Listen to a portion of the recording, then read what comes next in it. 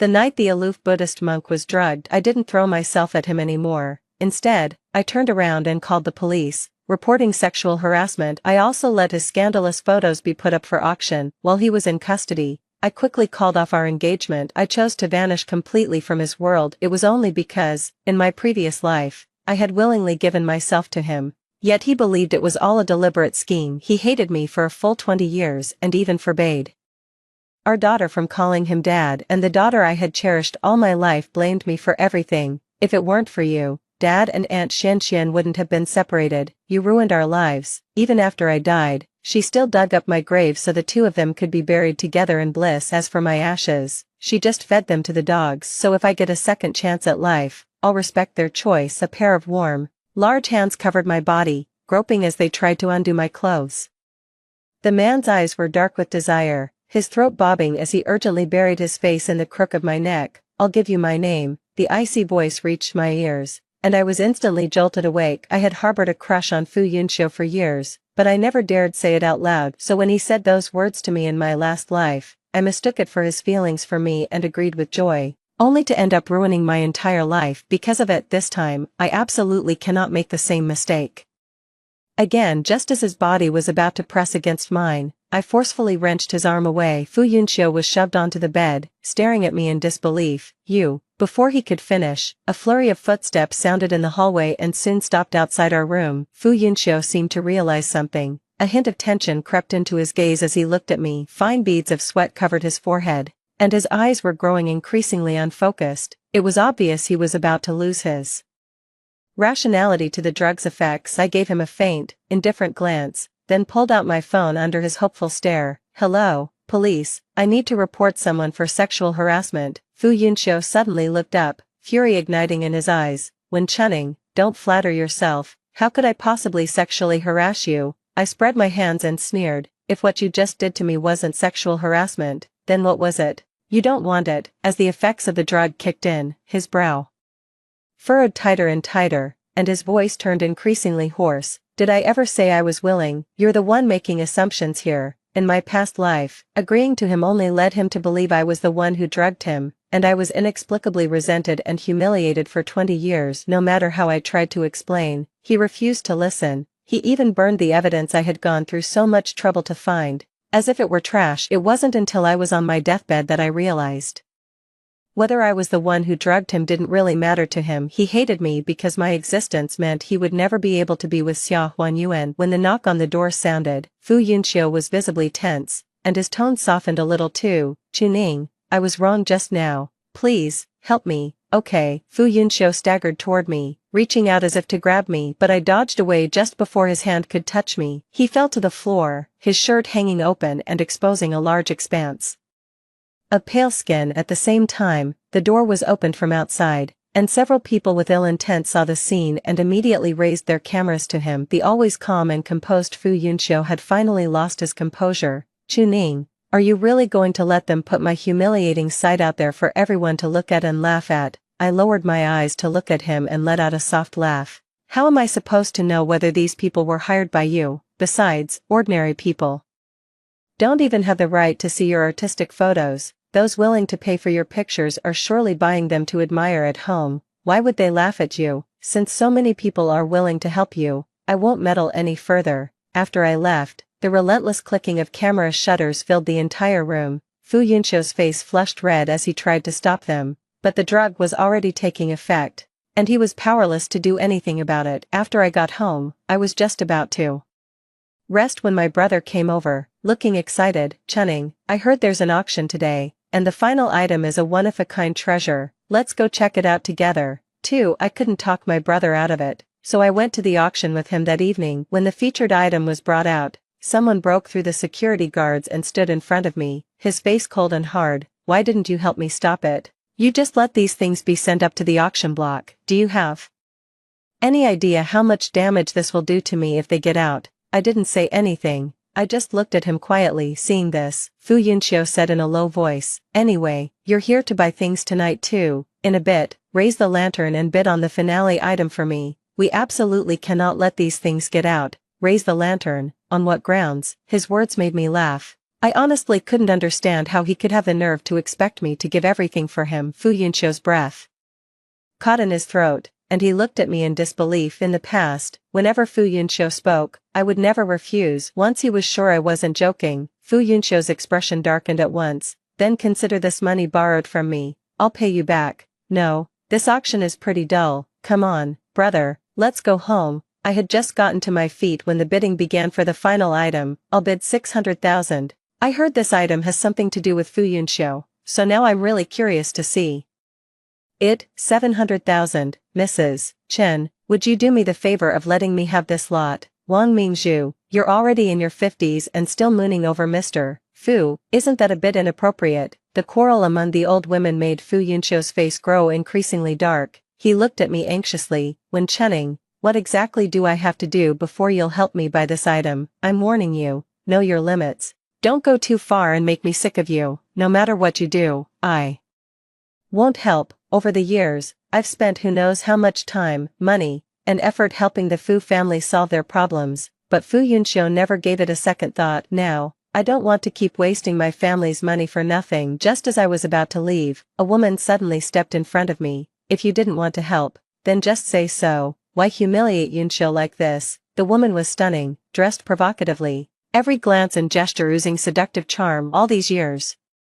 everyone had been guessing whether Fu Yunqiu preferred a pure, innocent little flower or a cold, elegant ice queen, but no one had expected Fu Yunqiu to like someone like Xia Xianxian, a sultry, glamorous type. I looked at Fu Yunqiu, and sure enough, his eyes were filled with deep emotion. I had given him so much, yet I still couldn't even get him to spare me a second glance. But all Xia Xianxian had to do was say a few casual words, and he'd be willing to give her his life. Even this time, when he was drugged, it was because he stood up for Xia Xianxian and got revenge for it. Since he's so eager to play the hero, I'll happily give him what he wants, but he'll have to bear the consequences himself. He's not even worth my time to humiliate. Since you care about him so much, then go ahead and bid to have these photos taken for him. The air seemed to freeze, and an eerie silence fell over the room. Before Xia Xianyuan could say anything, Fu Yunqiu shielded her behind him and looked at me with cold disgust. Wen Chenning, if you don't want to do it, just say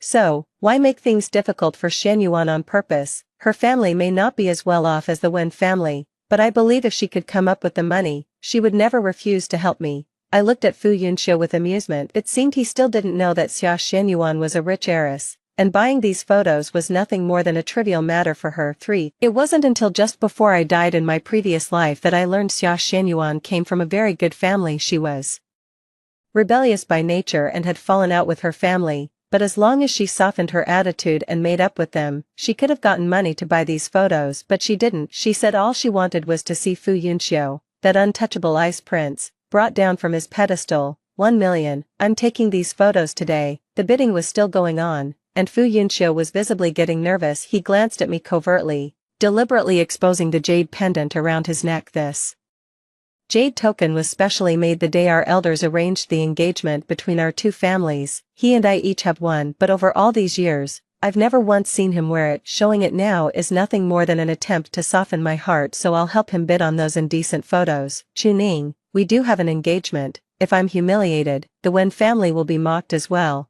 Take this money today as a loan from me. You should know I have the means to pay you back. He really did have the means, which is why, not long after we got married in my last life, the half of my family fortune my parents gave me had all ended up in the Fu family's hands. By the time I had to ask him for money just to buy things, he had already used my money to buy Xia Xianxian who knows how many expensive gifts. 1 million once, 1 million twice. Anyone want to raise the bid? As the auctioneer spoke, his gaze fell on our side of the room. Wen Chenning, you're doing this on purpose because you want to ruin Yunqiu. That's the only way you can keep him by your side. I'm willing to leave Yunqiu. I only ask that you help him. Xia Xianyuan sobbed as she finished speaking, then ran straight out. Fu Yunqiu instinctively moved to go after her. Seeing this, my brother said with a cold face, if you walk out today, these photos will be leaked. Are you really going to ruin yourself for that woman, ruin the Wen family's reputation? Hearing this, Fu Yunqiu gave me a faint glance. Whether my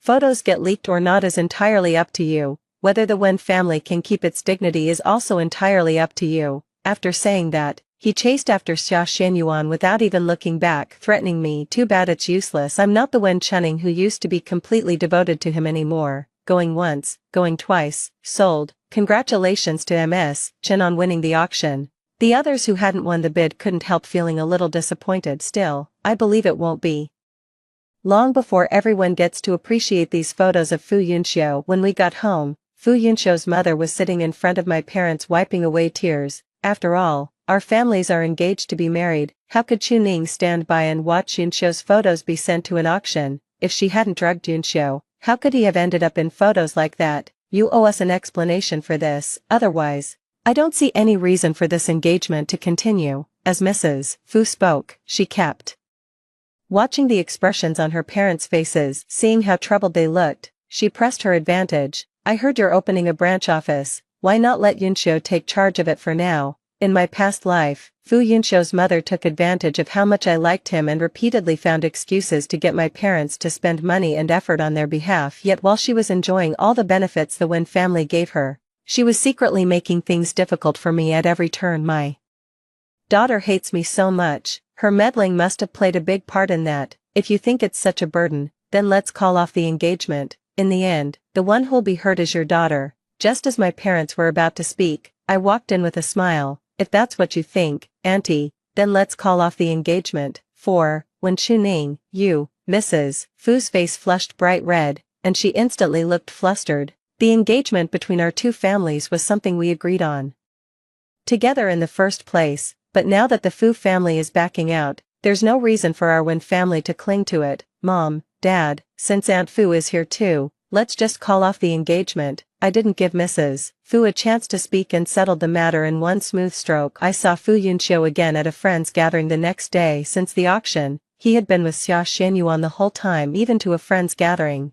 he brought along Xia Xianyuan, a complete outsider. Everyone's eyes turned to me, making me feel embarrassed on my behalf. I just sat there quietly as if nothing had happened. In the end, it was Xia Xianyuan who broke the silence. Chuning, keeping those photos is a ticking time bomb. Why don't you give them to Yunxiu now and have him destroy them? What photos? I asked with a raised eyebrow and a smile. Of course it's those photos from the auction. Why are you pretending not to know? Or are you planning to keep them around to blackmail Yunxiu? Hearing her say that, a look of disgust really did appear in Fu Yunxiu's eyes. When Chuning, give me the photos, or I'll call the police. I almost laughed in exasperation and couldn't help asking, then why didn't you call the police at the auction? You're really such a hypocrite. I don't have time for this. Give me back the photos, otherwise, there's no point in us getting married. It's exactly the same old trick. Looks like he still doesn't know our engagement has already been called off. Indeed, there's no point anymore, because our engagement has already been called off.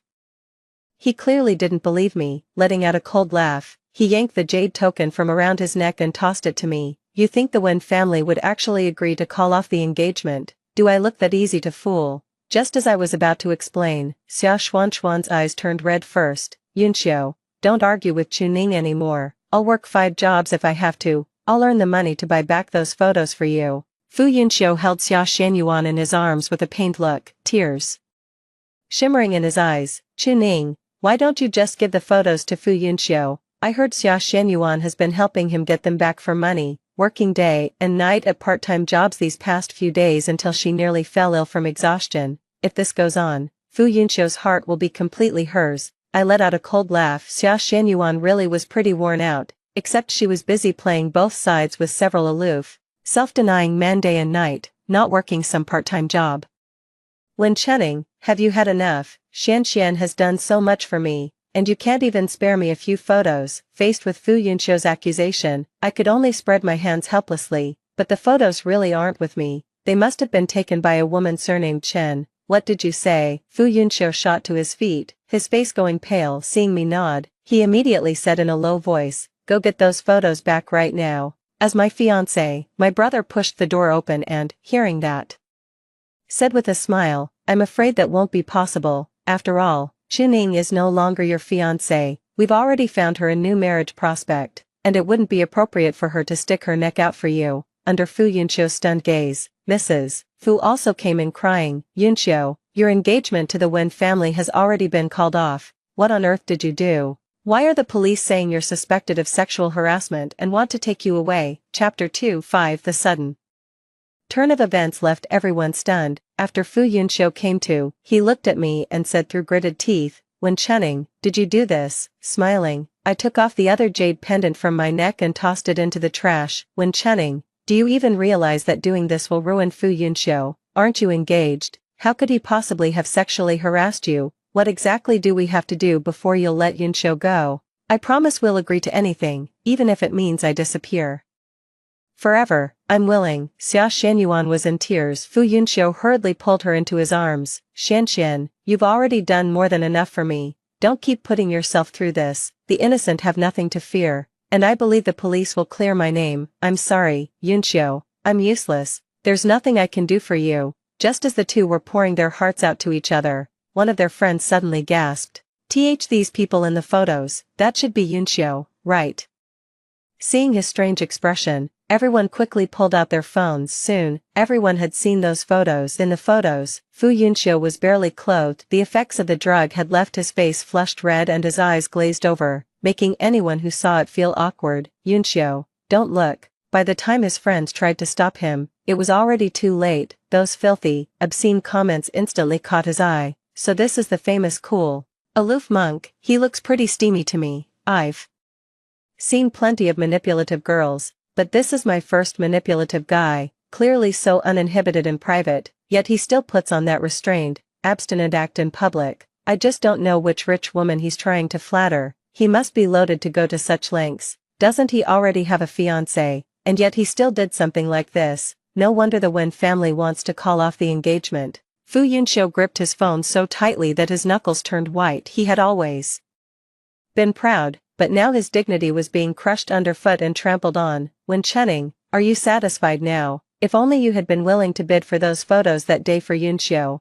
none of this would have happened. I think it was you who drugged Yunxiu and took those photos that day. You wanted to leave him with no way out so he'd have no choice but to beg you, didn't you? You're absolutely disgusting." Hearing Xia Xuanyuan's accusation, Fu Yunxiu turned to look at me with bloodshot eyes and spoke in a hoarse voice. "It was you, wasn't it? You were the one who drugged me, and you were the one who deliberately leaked those photos too, weren't you?" I gave a cold laugh and shook my head. "Fu Yunxiu, you really are stupid. No wonder you got fooled. First, if you think I was the one who drugged you that day, feel free to have someone look into it. Second, if these photos were taken by me, I'd have just released them directly. Why go to all the trouble of sending them to an auction?" After hearing my explanation, Fu Yunxiu fell silent for a long moment. "Even if it wasn't you who drugged him and took the photos, you're still the one who leaked them. If you want to know who took those pictures that day, why not go ask around? I don't have the time to help you spread those ugly photos." Hearing the sarcasm in my words, Fu Yunxiu's face flushed even redder. Even though the Fu family had fallen on hard times,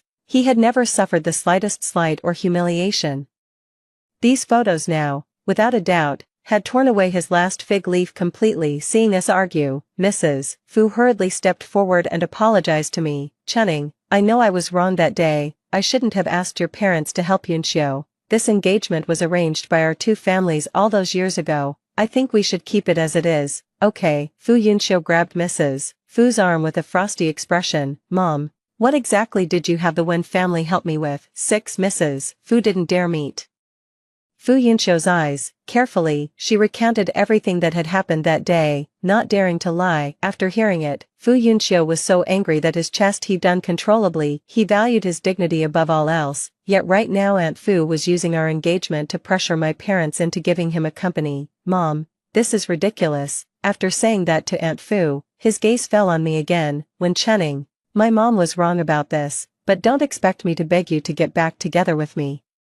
In my heart, there's only Xianxian. No matter what tricks you try, you'll never change how I feel." Well, that's some truly touching, earth-shaking love. It was already my fault that they were separated for one lifetime. How could I possibly break them apart again in this one? I just don't know whether Xia Xianyuan is willing. With that in mind, I glanced at Xia Xianxian, catching my gaze. Xia Xianxian secretly leaned into Fu Yunxiu's arms, looking smug. "Yunxiu, I know how you feel about me, but I'm useless. I can't help you with anything. You should still marry Wen Chenning. at least she can keep people from laughing at you. Seeing her say all this through tears, Fu Yunxiu's eyes were full of heartache. Xia Xianxian then turned to look at me. When Chenning, I'm willing to leave Yunxiu. All I ask is that you help Yunxiu delete these photos and marry him as soon as possible. If I were you, I would take good care of Yunxiu and never let him suffer this humiliation. Looking at Xia Xuanchuan's pretentious act, I directly took out a few photos and threw them on the table. You're certainly not me, but if you really want to protect him, it should be easy enough, shouldn't it? If you're willing, you could have lit the sky lantern for him 100 times at the auction, am I right, Miss Xia? The heiress of the Xia family. Xia Xianyuan glared, then nervously tightened her grip. I ignored Fu Yunxiu's questioning gaze and went on. You told Fu Yunxiu that you'd been tricked into owing several 100,000 yuan, and that he drank himself sick with blood while helping you pay off the debt, only to be drugged and have indecent photos taken of him. But from what I've learned, you have dozens of handbags worth hundreds of thousands each. You could just sell one at random and clear the debt, couldn't you? I had all of this investigated by someone over the past few days. After hearing what I said, Xia Xianyuan quickly lowered her head, looking guilty. What nonsense are you talking about? Xianyuan is just an ordinary person. How could she be what you say she is? It's not enough that you're slandering me, you have to slander Xianyuan too. Fu Yunxiu held her even tighter and glared at me. Xia Xianyuan leaned against his chest and kept crying. If you think I'm slandering her, just take a look at these and you'll know. Fu Yunxiu picked up the photos in disbelief. After looking through them, his hands couldn't stop trembling. Xia Xianyuan in the photos looked dazzling, clearly from an extraordinary background. What's more, in almost every photo, Xia Xianyuan was standing beside a different man. He'd heard of a few of them too, those untouchable beauties from the rumor mill who supposedly kept women at arm's length. After looking through the photos, I pulled out another recording. Miss Xia, that idiot Fu Yunxiu got into trouble with someone influential while trying to make money to help you pay off your debt. Do you want us to step in and handle it for him? Of course not, we should help her. Actually, I'll find a way to slip Fu Yunxiu something interesting, then lure him to a hotel. You go and tell that person. The woman's voice on the recording was clearly Xia Xianxian. Xianxian, what on earth is going on? Why did you lie to me? Xia Xianxian shot me a venomous glare, then grabbed Fu Yunxiu's hand. Yunxiu, I got all this while working part-time, and these valuable things inside were all lent to me by the boss. If I really had money, why wouldn't I help you? This recording must have been forged by her. 2. Don't let her. Before she could finish speaking, 2 more people walked in again. The middle-aged man at the front looked at Xia Xianxian with deep disappointment. How could I have a daughter as disgraceful as you? All these years, your mother has been giving you 2 million a month as pocket money. Don't think I don't know that. When are you planning to come back and act like a decent person? And I don't care how many men you see outside, but your husband can only be the one I choose. The bodyguards brought by Father Xia hauled Xia Xianxian to her feet. Xia Xianxian instinctively reached out to grab Fu Yunxiu, but he dodged her. He stood there in utter embarrassment, the corners of his mouth lifted, yet tears shimmered in his eyes. If you want to help this man, I can pay to handle it, but you have to promise to come home with me and get married properly. As soon as Xia's father said that, Xia Xianxian immediately pulled her hand back. She glanced at Fu Yunxiu, but in the end, still refused. Lu Feng promised me that if I could ruin Fu Yunxiu's reputation, he'd give me another year of freedom. 7. Watching Xia Xianyuan walk away without looking back, Fu Yunxiu finally faced reality. He had been deceived by Xia Xianyuan. Xia Xianyuan had only gotten close to him because of a wager, and the reason he had ended up like this was all because of Xia Xianyuan. Not long after Xia Xianyuan left, 2 police officers arrived. Seeing this, Fu's mother immediately stepped in front of Fu Yunxiu to shield him. You can't take my son away, he's been wrongly accused. We'll pay you anything, as long as you don't arrest him. When Chenning, say something. Do you really have the heart to watch Yunxiu go to prison? Everyone's eyes were on me, and I smiled at Mrs. Fu. Of course I could bear it, because I was the one who called the police. Fu Yunxiu turned to look at me, his eyes full of unmistakable shock and confusion. He had seen me call the police, but he thought it was just an impulsive act in a fit of anger. He never expected I was serious. Didn't you love Yunxiu the most? You've done so much for him, why are you trying to send him to prison now? Madame Fu's words voiced what many people were thinking. If I hadn't gone through the suffering of my past life, I probably would have still foolishly given everything I had to Fu Yunxiu. In my previous life, I would have gladly given him my very life. But after finally marrying him, I learned what hell on earth really was. Because of Madame Fu's insistence, I had no choice but to quit my job and become a full-time housewife. Everyone in the family saw how cold Fu Yunxiu was toward me. Madame Fu even brought Xia Xianxian home in front of me several times. Even my daughter, whom I raised with my own hands, was turned against me by their instigation. She cursed me for ruining Fu Yunxiu and Xia Xuanxuan's relationship and called me a homewrecker. After Fu Yunxiu used my assets to help the Fu family rise again, the very first thing he did was give Xia Xianxian an estate. When I collapsed at home from a sudden illness, Mrs. Fu was happily busy with her daughter, getting ready to celebrate Xia Xuanyuan's birthday. No one even looked at me. After Fu Yunxiu came home and saw me, he also assumed I was just putting on an act to ruin Xia Xuanyuan's birthday party, and he ignored me completely. I don't want to go through that again. So you do know that I've given Fu Yunxiu a lot, too. Fu Yunxiu lowered his head at my words, not daring to meet my eyes. But I don't love him anymore, so naturally I don't want to do anything for him. Fu Yunxiu hurriedly looked at me and opened his mouth as if to say something,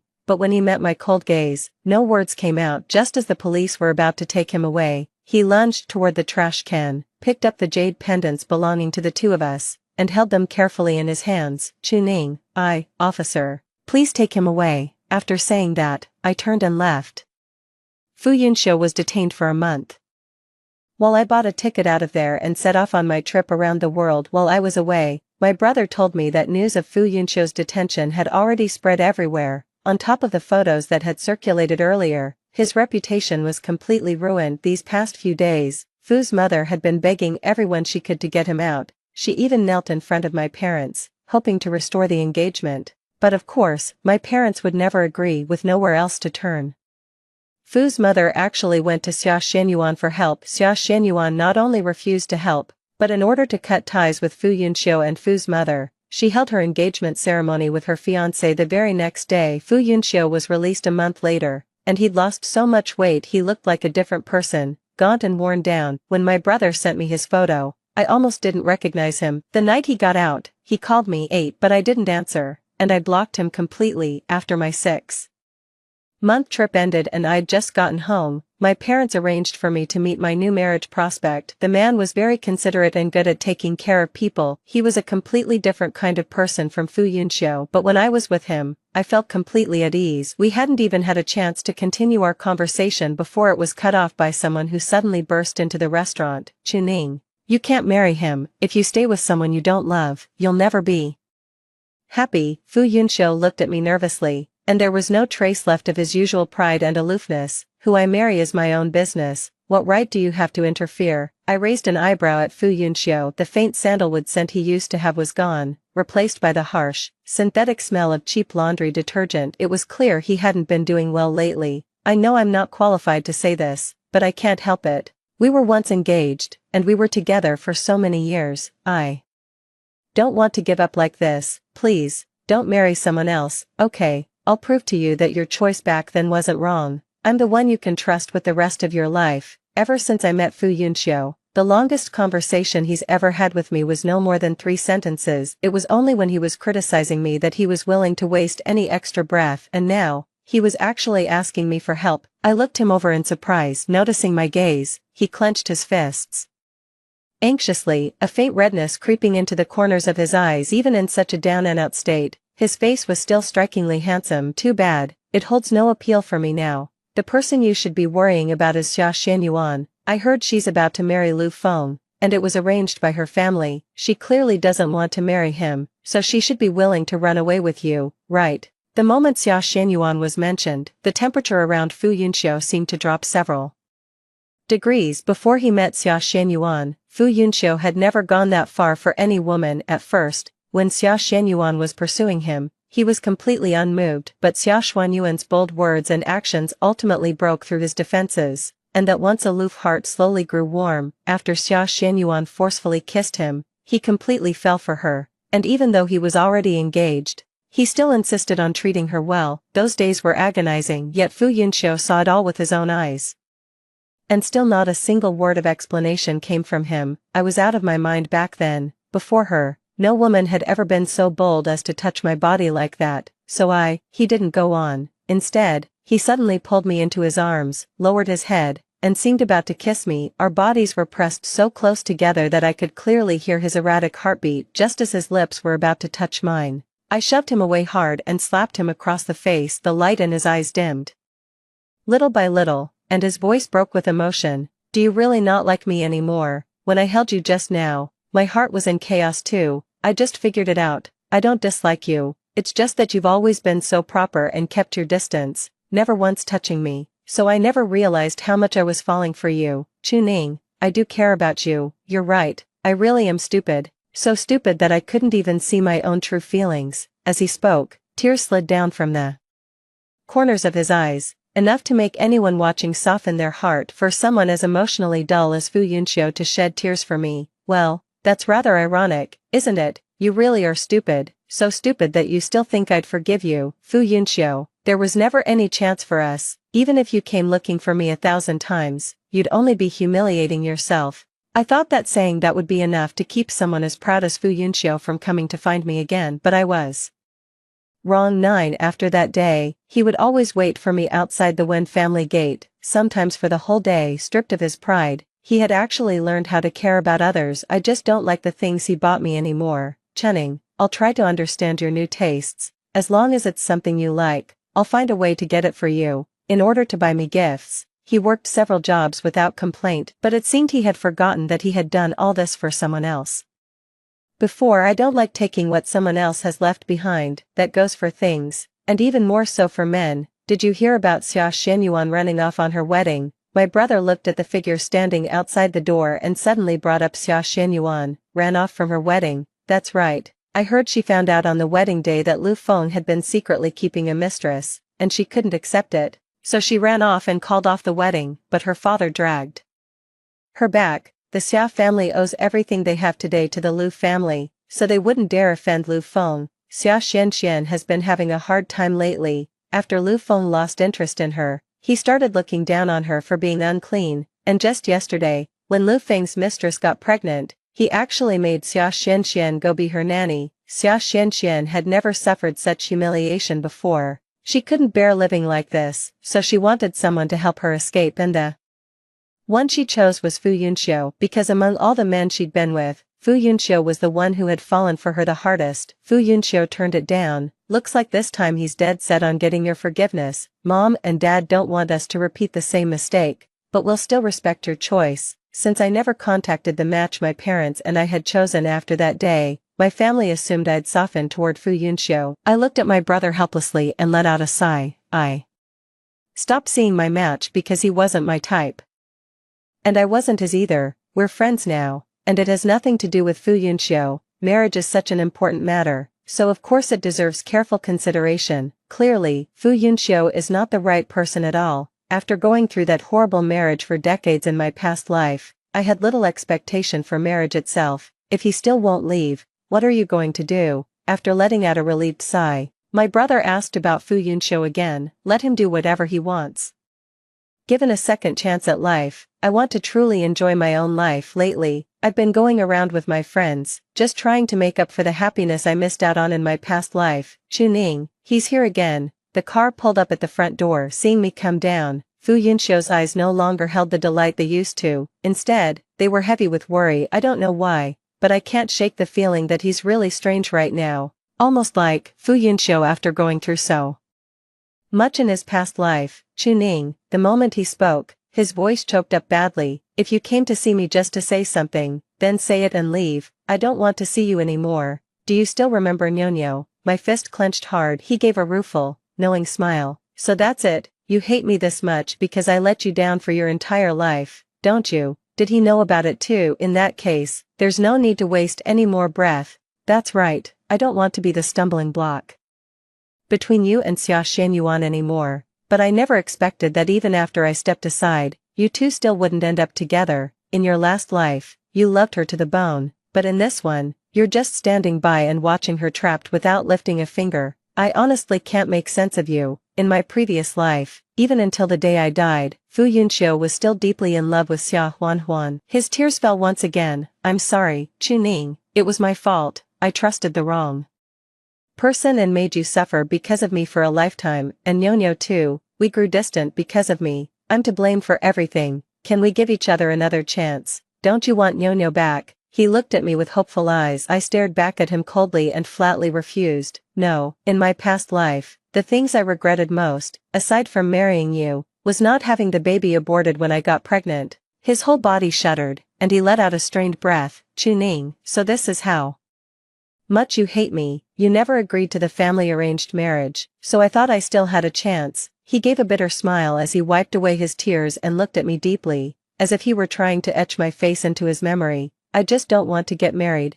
don't read too much into it. Just as I was about to head home, Fu Yunxiu's voice came from behind me again. Chu-Ning, my mom doesn't have much time left. She wants to apologize to you in person. No need, I don't want to see either you or your mother ever again. Some people are better off gone from my world forever this time. The life I want should be one of freedom. The end. That's it for the first story. Don't go anywhere. The next one is even more exciting. I'm the real heiress who was switched at birth, and I've just been brought back to my wealthy family. Lin Chu-Chu, the so-called fake heiress, looked pitiful and helpless. My parents and older brother all told me to indulge her, saying I brought bad luck to her.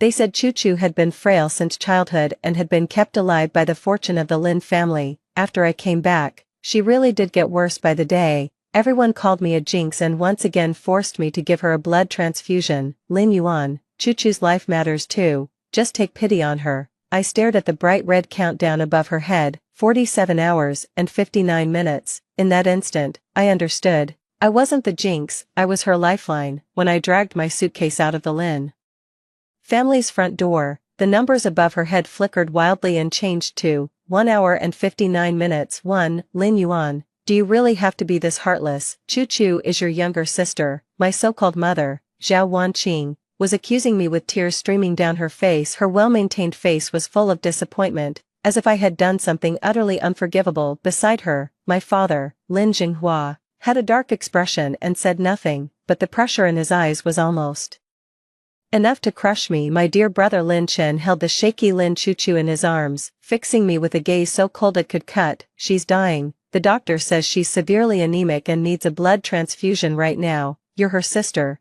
and your blood type matches. Why won't you save her? Lin Chu-Chu leaned against Lin Chen's chest, her face as pale as paper. She weakly lifted her eyes, tears trembling in the corners. Sister, don't be mad at mom, dad, and brother. It's all my fault. My body just isn't strong enough. Maybe forget it. I don't want to make things hard for you. With every word she spoke, it looked as if she were exhausting the last of her strength. In the end, she collapsed into Lin Chen's arms and broke into violent coughing. What a deeply moving scene. Such deep family love, such sisterly bond. Except for me, the unlucky star made to look vicious and selfish by comparison. If this had been an hour ago, I might really have softened, felt guilty, and once again gone along with their arrangements and rolled up my sleeve. But now, I just watched coldly as the bright red number above Lin Chu-Chu's head, visible only to me, counted down, second by second. 47, 58, 13. I understand now. It all makes sense now. I'm not the one who's been bringing her bad luck. I'm the one who's been supporting her all along. I'm the true lucky break the Lin family lost, and she was nothing more than a thief who couldn't survive without me. I'm not going, I said calmly, my voice not loud, yet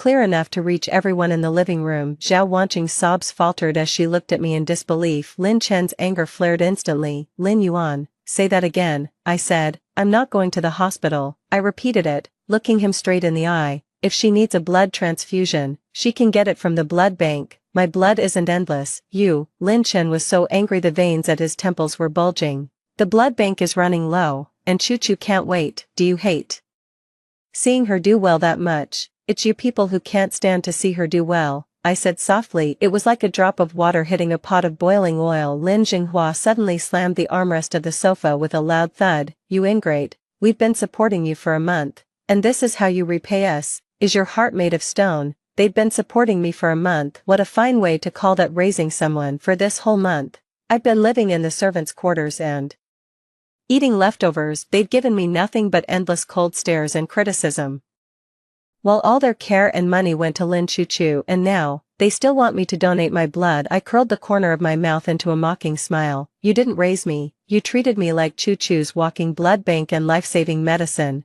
What nonsense are you spouting? Zhao Wanqing shrieked. We're your biological parents. Biological parents. I looked at them, Would biological parents stand by and watch their own daughter be falsely accused and mistreated, then force her to give blood to keep a stranger alive? My words left them all frozen in place. Lin Chuchu's tears fell even harder. She clutched Lin Chen's sleeve, crying so hard she could barely catch her breath. Brother, don't blame sis anymore. It's me. It's all my fault. If it weren't for me, sis wouldn't have had to suffer so much. The more she acted like that, the more Lin Chen's heart ached for her, and the more hateful his gaze toward me became. Lin Yuan, apologize to Chuchu right now. I couldn't be bothered to waste any more words on them too. Turning around, I dragged the suitcase I had already packed and walked down the stairs. That suitcase was still the one I had brought from my foster parents' home, worn, but clean like me. It did not belong in the Lin family's glittering, opulent world. Seeing me dragging my suitcase, everyone in the Lin family froze. What are you doing? Lin Jinghua barked sharply. Leaving. I kept it brief.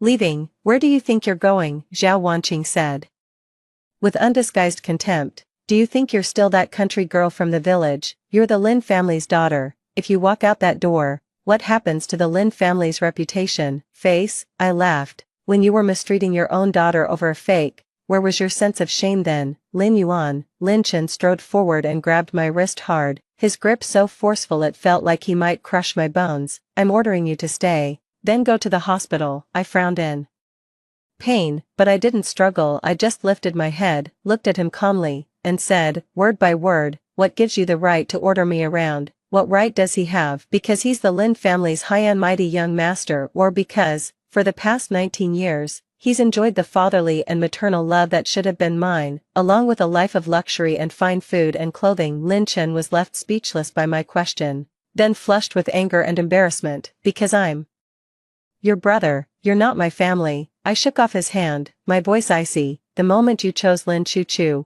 we stopped having any relationship at all. After saying that, I didn't look at any of them again. Dragging my suitcase, I headed straight for the front door. Behind me came Lin Jinghua's furious roar. This is outrageous, absolutely outrageous. If you dare step out of this door today, don't ever think about coming back. Zhao Wanqing sobbing and Lin Chuchu's coughing intertwined, like a ridiculous farce. I pushed open the heavy door and stepped out without hesitation. The sunlight outside was bright and sharp, making my eyes sting. Just as the door slowly closed behind me, I turned back as if on impulse and took one last look at Lin Chuchu in the living room through the crack in the door. The number above her head was flashing and flickering wildly at a speed visible to the naked eye. 01:59:59, 01:59:58, 01:59:57. It had plummeted from 48 hours to less than 2. The corners of my lips curled higher and higher. Goodbye, the Lin family. No, farewell forever. 3. The game has only just begun. With the little cash I had on me,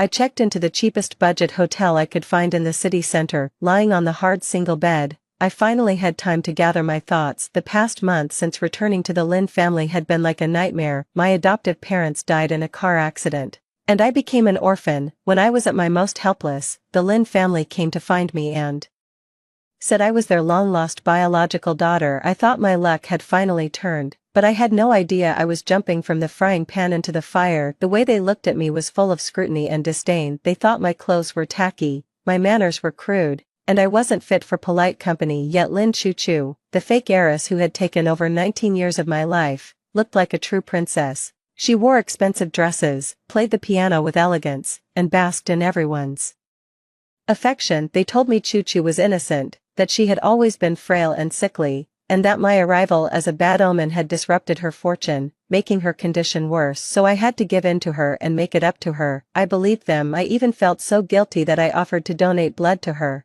Since she was anemic at the time, that was the first time. They gladly accepted it, and then felt perfectly entitled to ask for a second time, a third time, until today, when I saw the countdown above her head. At that moment, my phone suddenly started ringing wildly, and the screen flashed the 2 words Dad. How ironic. I swiped to answer and said nothing. On the other end of the line was Lin Jinghua's voice, restrained with fury. Where are you? Anything wrong? I asked coolly. Come back now. Chuchu's been taken into the emergency room. His voice carried a faint, barely noticeable tremor and panic. Less than 2 hours. By my reckoning, it was about time. Oh, I replied, my tone utterly flat. Oh, And what's that supposed to mean? Lin Jinghua finally exploded in anger. Lin Yuan, I'm telling you, if anything happens to Chu Chu, I will never let you get away with it. What does that have to do with me if something happens to her? I shot back. You're the one who said that once I walked out that door, I'd never be allowed back. I'm not part of the Lin family anymore. With that, I hung up without hesitation and then blocked every number belonging to the Lin family. The world fell instantly silent. Blocking him was useless. Half an hour later, someone knocked on my hotel room door. I looked through the peephole, and it was Lin Chen. His face was etched with anxiety, the redness in his eyes betraying his panic, and none of his former swagger remained. Lin Yuan, I know you're in there. Open the door. I ignored him. Lin Yuan, please, I'm begging you. Chu Chu is barely hanging on. The doctor has issued a critical condition notice, she said. She wants to see you one last time. His voice was tinged with tears, and the pounding on the door sounded especially harsh in the silent hallway. One last look. I almost laughed out loud. Lin Chu Chu really had a sharp eye for calculations. If they force me to show up like this, the moment I go to the hospital, it'll be out of my hands. By then, they'll have 100 ways to make me volunteer to donate blood. I leaned against the door and slowly called the front desk. Hello, someone is harassing me outside the door to my room. Please handle it. The hotel security came up very quickly. I listened to Lin Chen arguing with the security guards outside the door, hurling curses, and his unwilling roar as he was finally forced away. Lin Yuan, you have no heart. You really have no heart. Of course I have a heart. My heart went cold the day my adoptive parents died, and in the month I spent with the Lin family, it froze solid. Want to melt it. Maybe in my next life. I picked up my phone and started searching for the best law firm in the city. I need to take back what belongs to me, not just the status of the eldest daughter of the Lin family and the sizable inheritance my adoptive parents left me, which the Lin family took away under the pretext of holding it in safekeeping. The next morning, I arranged to meet Jiangqing's most famous lawyer, Lawyer Zhang. I handed over my adoptive parents' death certificates, their will, and the vague custody agreement the Lin family had signed when they took the inheritance. After reviewing the documents, Lawyer Zhang pushed up his gold-rimmed glasses, his expression turning serious. Miss Lin, the inheritance your adoptive parents left behind includes a downtown property, 2 fairly profitable shops, and about 3 million in cash deposits. The Lin family's custody agreement is riddled with legal loopholes. We can get it back very easily. All right, I nodded. Then I'd appreciate your help. However, Zhang Yelvi looked at me. The Lin family has considerable influence in Jiangqing. If this case goes to court, they'll probably resort to underhanded tactics, like public pressure. I don't care. Reputation, I'd lost that sort of thing the moment I stepped out of the Lin family's front door. I'd already prepared myself to fall out with them after leaving the law firm. I was about to head back to the hotel when someone I never expected blocked my way. Gu Yanji, the heir to the Gu family, another major powerhouse in Jiangqing. He was also Lin Chen's arch enemy. Rumor had it that he was ruthless and shrewd, a man no one in all of Jiangqing dared to mess with lightly. At that moment, he was leaning casually against a black Bentley, dressed in a sharply tailored black suit that accentuated his tall, upright figure and noble air. He looked at me, a hint of curiosity in his deep eyes. The Lin family's real eldest daughter. His voice was deep and pleasing, like the resonant note of a cello string. I didn't answer, only watched him warily. He seemed completely unconcerned by my coldness and went on. The video of your brother making a scene at the business hotel yesterday has already spread through the circles today. He paused, a teasing smile tugging at the corners of his lips. Not bad. I frowned. What exactly are you trying to say? I want to make a deal with you. Gu Yanji straightened up and took a step toward me, his overwhelming presence pressing in. I'll help you deal with the Lin family and take back everything that's yours. And all you need to do is agree to one condition. What's the catch? Marry me. Are you crazy? The words almost slipped out before I could stop myself. Who exactly was Gu Yanji, the man countless socialites in Jiangqing were all chasing after? Would he even be short of a fiancé? Not to mention someone like me, that Jinx who had just returned from the countryside with my reputation in tatters. Gu Yanji seemed to have anticipated my reaction. He didn't get angry at all. Instead, the amusement in his eyes deepened. I'm not sick. I'm perfectly clear-headed. He handed me a business card. This is my private number. If you change your mind, you can contact me anytime, but I'd advise you to hurry. After all, He drew out the last syllable and said pointedly, "The Lin family isn't exactly known for its patience." I didn't take his business card. I walked around him and left without looking back. As soon as I got back to the hotel and opened the door, I immediately sensed that something was off. There was someone else in the room, for I spun around to run, but a large hand clamped over my mouth and nose from behind. A sharp, pungent odor flooded in,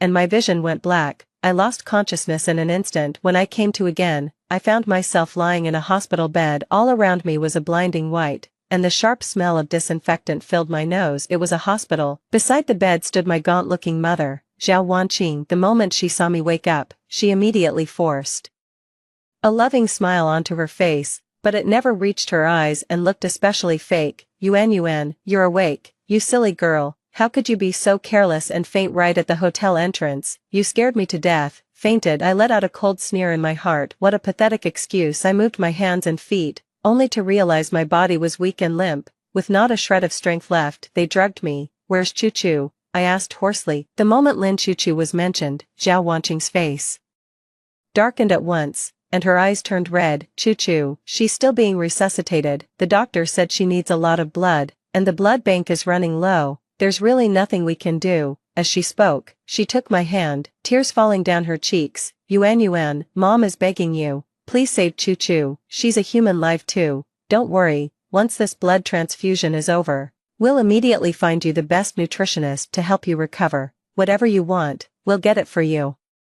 Watching her overly dramatic performance, I only felt disgusted. I said I wouldn't help. Zhao Wanqing's mask shattered in an instant. She shot to her feet, pointed at my nose, and cursed, "Lin Yuan, don't push your luck. We came to you nicely, and you really think you're somebody. I'm telling you, you're giving this blood whether you want to or not." No sooner had she finished speaking than the hospital room door was pushed open. 2 doctors in white coats came in, pushing in 4 stand behind them were Lin Jinghua and Lin Chen, both wearing grim expressions. Lin Chen looked at me, his eyes full of vengeful satisfaction. "Lin Yuan, didn't you say you could run? Let's see where you run to this time." I was pinned firmly to the hospital bed by 2 burly male nurses. A cold needle plunged ruthlessly into the vein in my arm. I didn't struggle, and I didn't cry out, because I knew it was useless. To them, I wasn't a person, just a vessel keeping Lin Chu-Chu alive. Warm blood was being drawn out of my body, flowing through the clear tubing to the other end. I could feel my life ebbing away bit by bit, my body growing colder and my consciousness beginning to blur. Through my hazy vision, I saw the Lin family gathered around another hospital bed. Chu-Chu was lying there. As my blood flowed into her body, a faint flush slowly returned to her pale face, and the countdown above her head, which was already almost down to 0,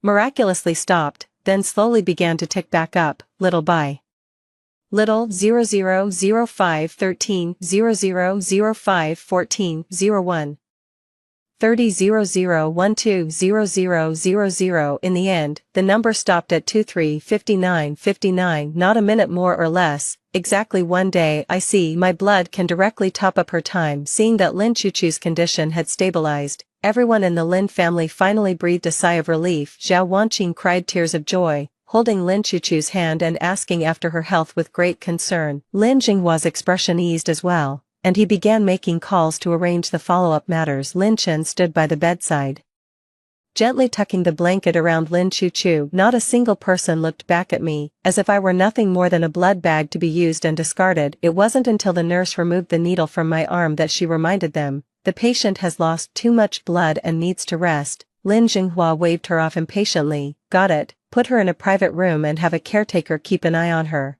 His tone was as if he were dismissing a servant. I was moved to another ward before my consciousness was swallowed by darkness completely. I used the last of my strength to fish my phone out of my pocket. On the screen was the page I'd opened before I passed out, and there it was, Gu Yanji's number 5. I pressed the call button. The phone barely rang once before it was answered. "Had you made up your mind?" Gu Yanji's low voice came through the receiver, carrying a hint of knowing amusement. I opened my mouth, but no sound came out. My throat was so dry it felt like it was on fire. "Speak." Gu Yanji on the other end of the line seemed to notice something was wrong with me, his voice turning cold. "Where are you?" I desperately tried to force out the words "hospital," but I was so weak I didn't even have the strength for that. A rush of hurried footsteps came from outside the door, and then the ward door was shoved open roughly. It was Lin Chen. He snatched my phone away, and when he saw the caller's name on the screen, His face instantly turned terribly sour. Gu Yanji, Lin Yuan, you really have some nerve, already flirting with him this quickly. He let out a cold laugh into the phone. Mr. Gu, I'd advise you to mind your own business. This is a family matter for the Lin family, and you're not in any position to get involved. With that, he hung up without another word, then slammed my phone hard onto the floor. The phone screen shattered into pieces. I'm warning you, Lin Yuan, stay in line. Don't think that just because you've got Gu Yanji backing you, you can do whatever you want. He bent down, gripping my chin, his eyes dark and hostile. As long as Chu hasn't recovered, you'll stay here and go nowhere. A sharp pain shot through my jaw, but I didn't even have the strength to struggle. All I could do was force my eyes wide open and stare at him hard. I was going to remember this face, remember the ugly look on his face right now. Lin Chen looked a little flustered under my gaze. He let go, straightened up, let out a huff that sounded tougher than it really was, and turned to leave the ward. The door had been locked from the outside. I lay on the bed, gasping weakly like a fish out of water. Despair surged over me like a rising tide, engulfing me. Just then, there were two soft taps at the hospital room window. I struggled to turn my head. Outside the window, a handsome face was smiling at me. It was Gu Yanji. This is the third floor. Two bodyguards in black suits were following behind him, tools in hand, swiftly and silently prying open the window latch. The window was opened in no time. Gu Yanji nimbly flipped inside, his movements as graceful as a black panther. He walked over to my bed and looked down at me, his brows tightly furrowed. Looks like I'm already a step too late. His gaze fell on the unmistakable needle mark on my arm, and his eyes instantly turned cold. Did they use force on you? I nodded, and tears finally slipped down my face despite myself. Not because I felt wronged, but because at the very moment of despair, I saw a sliver of light. Gu Yanji sighed. He took off his suit jacket, draped it over me, then bent down and lifted me into his arms. His embrace was warm, carrying a faint, pleasant scent of pine. Don't be afraid, I'll take you with me. His voice was soft, but it carried a reassuring warmth. The two bodyguards had already handled the scene, erasing every trace of their presence. We slipped out through the window, leaving in complete silence without disturbing anyone downstairs. That black Bentley was waiting quietly. I was settled into the soft back seat, still covered by Gu Yanji's coat. The car pulled smoothly away from the hospital. I turned back and glanced at the brightly lit inpatient building. The Lin family is probably still celebrating Lin Chuchu's narrow escape from death. They have no idea that their life-saving remedy has slipped out of their hands once again. This time, I won't give them another chance. Thank you, I said softly to Gu Yanji beside me, leaning back in my seat. No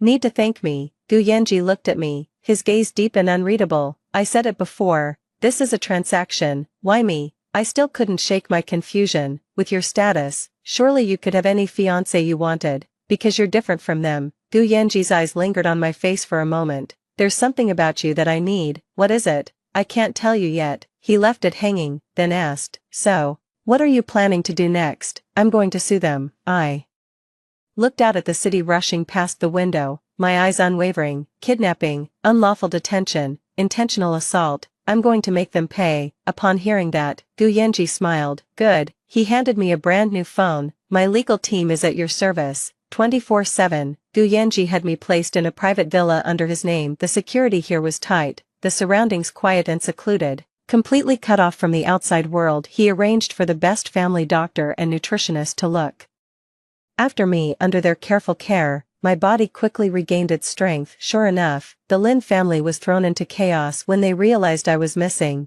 They called the police right away and said I had run away from home. The police did a token investigation, but with Gu Yanji's intervention, the matter was quickly dropped. Unable to find me, the Lin family was as anxious as ants on a hot pan, because after holding steady for a day, Lin Chuchu's condition began to deteriorate sharply again.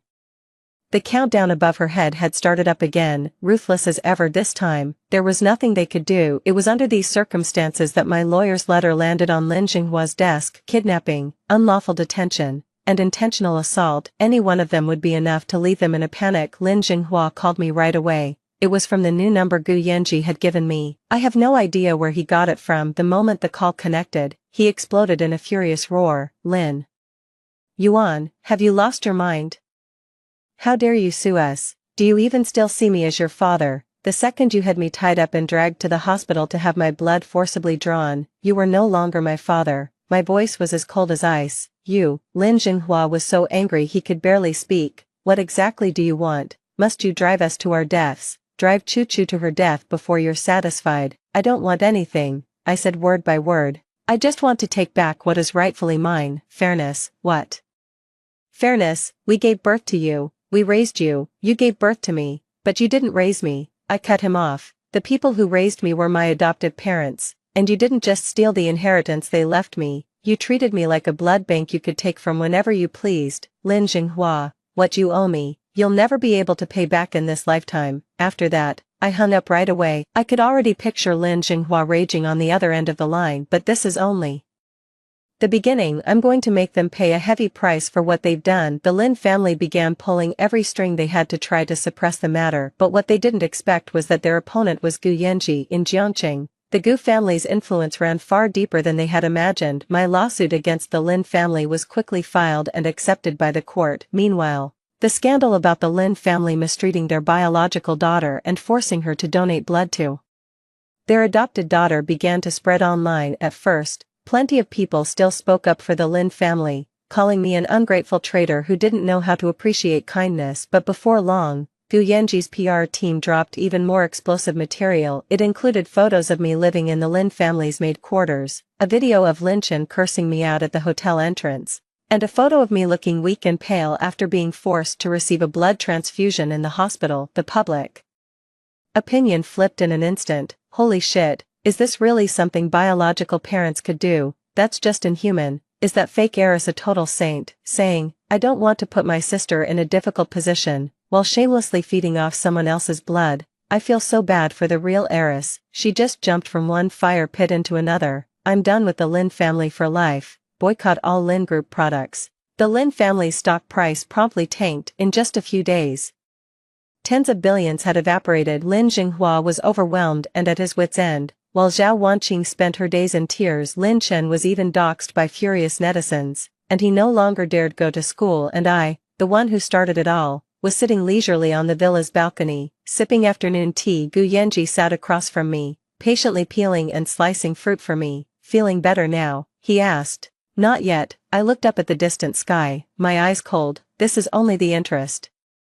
Gu Yanji smiled and held a forkful of sliced apple up to my lips. Take your time, we've got all the time in the world. His gaze was gentle, with a faint doting tenderness that was hard to miss. I awkwardly turned my face away and took the fork from the apple. Just then, my phone rang. It was an unknown number. I hesitated for a moment, then answered. A weak but familiar voice came through the phone. Sis, it's me, Chu Chu. What is it? I said, my voice completely flat. Sis, I know I was wrong.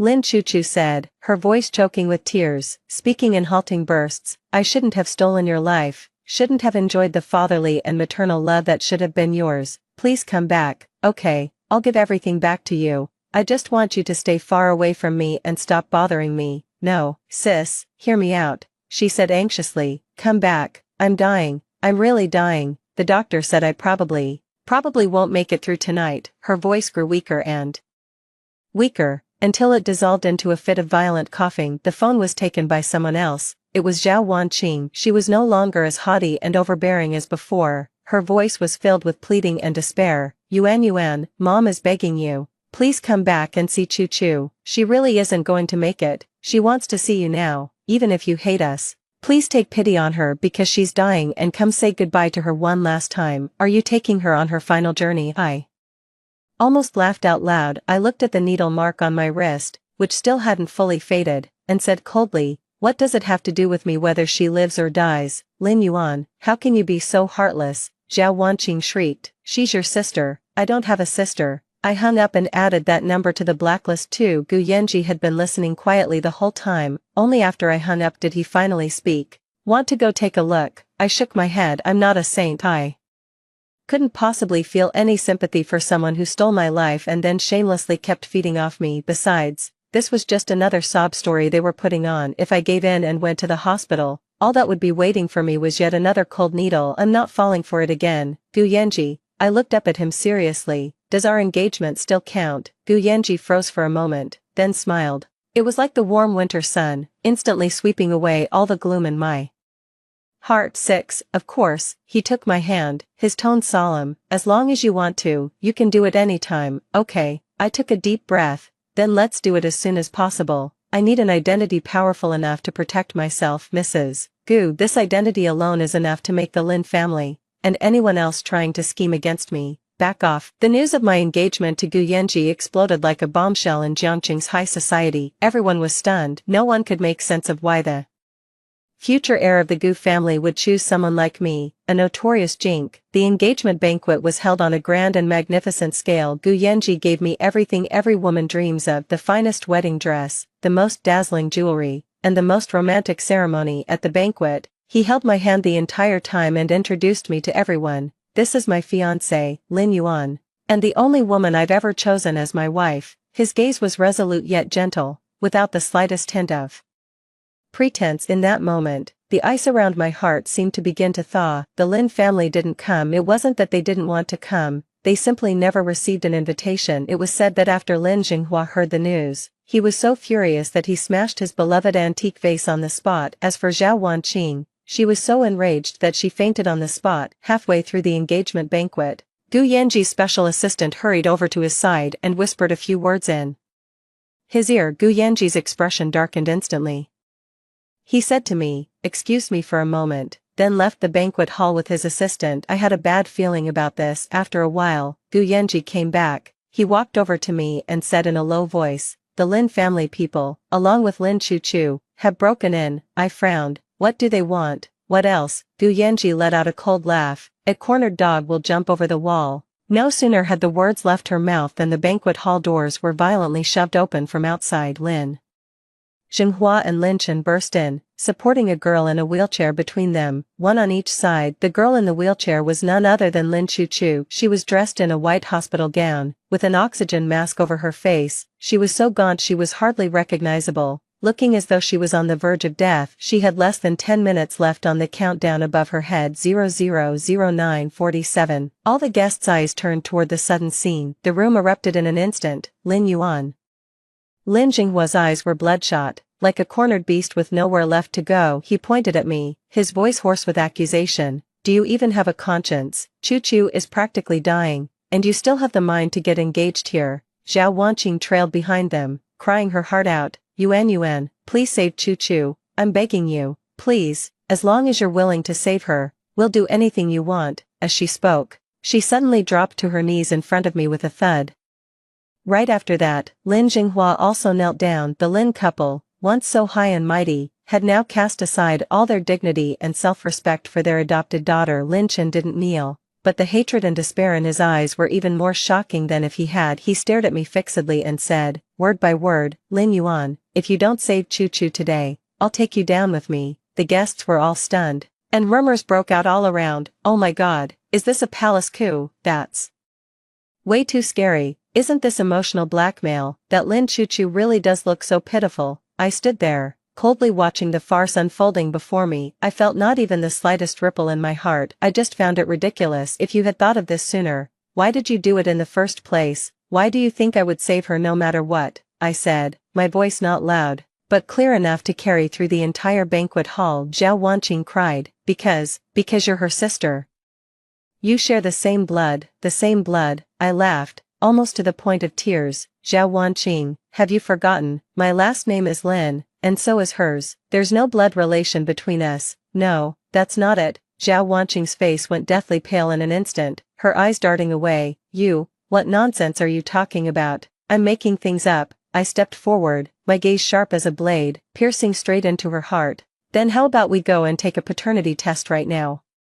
Let's see whether I'm really your biological daughter, and then let's see whose child she, Lin Chuchu, actually is." My words struck like a thunderclap, exploding over the heads of Lin Jinghua and Zhao Wanqing. The color drained from their faces in an instant. "No, impossible," Zhao Wanqing murmured, her gaze unfocused. "How could you know?" Before she could finish, Lin Jinghua cut her off sharply. "Shut up." Lin Jinghua stared at me hard, his eyes brimming with shock and disbelief. Clearly, they thought the secret would stay buried forever. They never expected me to know. In fact, I'd only just figured it out myself the moment Zhao Wanqing said, "You two have the same blood running through your veins." A bold suspicion began to take shape in my mind. What if Lin Chuchu and I really are blood related? What if the whole story about the babies being switched at birth was a lie from the very beginning? And when I considered their cold attitude toward me, their biological daughter, along with their near-obsessive protectiveness and affection for Lin Chuchu, the truth was right on the tip of my tongue. I wasn't a member of the Lin family at all. Lin Chuchu was, and the reason my blood type matched Lin Chuchu's, the reason I could help keep her alive, was simply because she and I may have had the same father, Lin Jinghua. The thought made my stomach turn. Looking at the so-called father standing before me,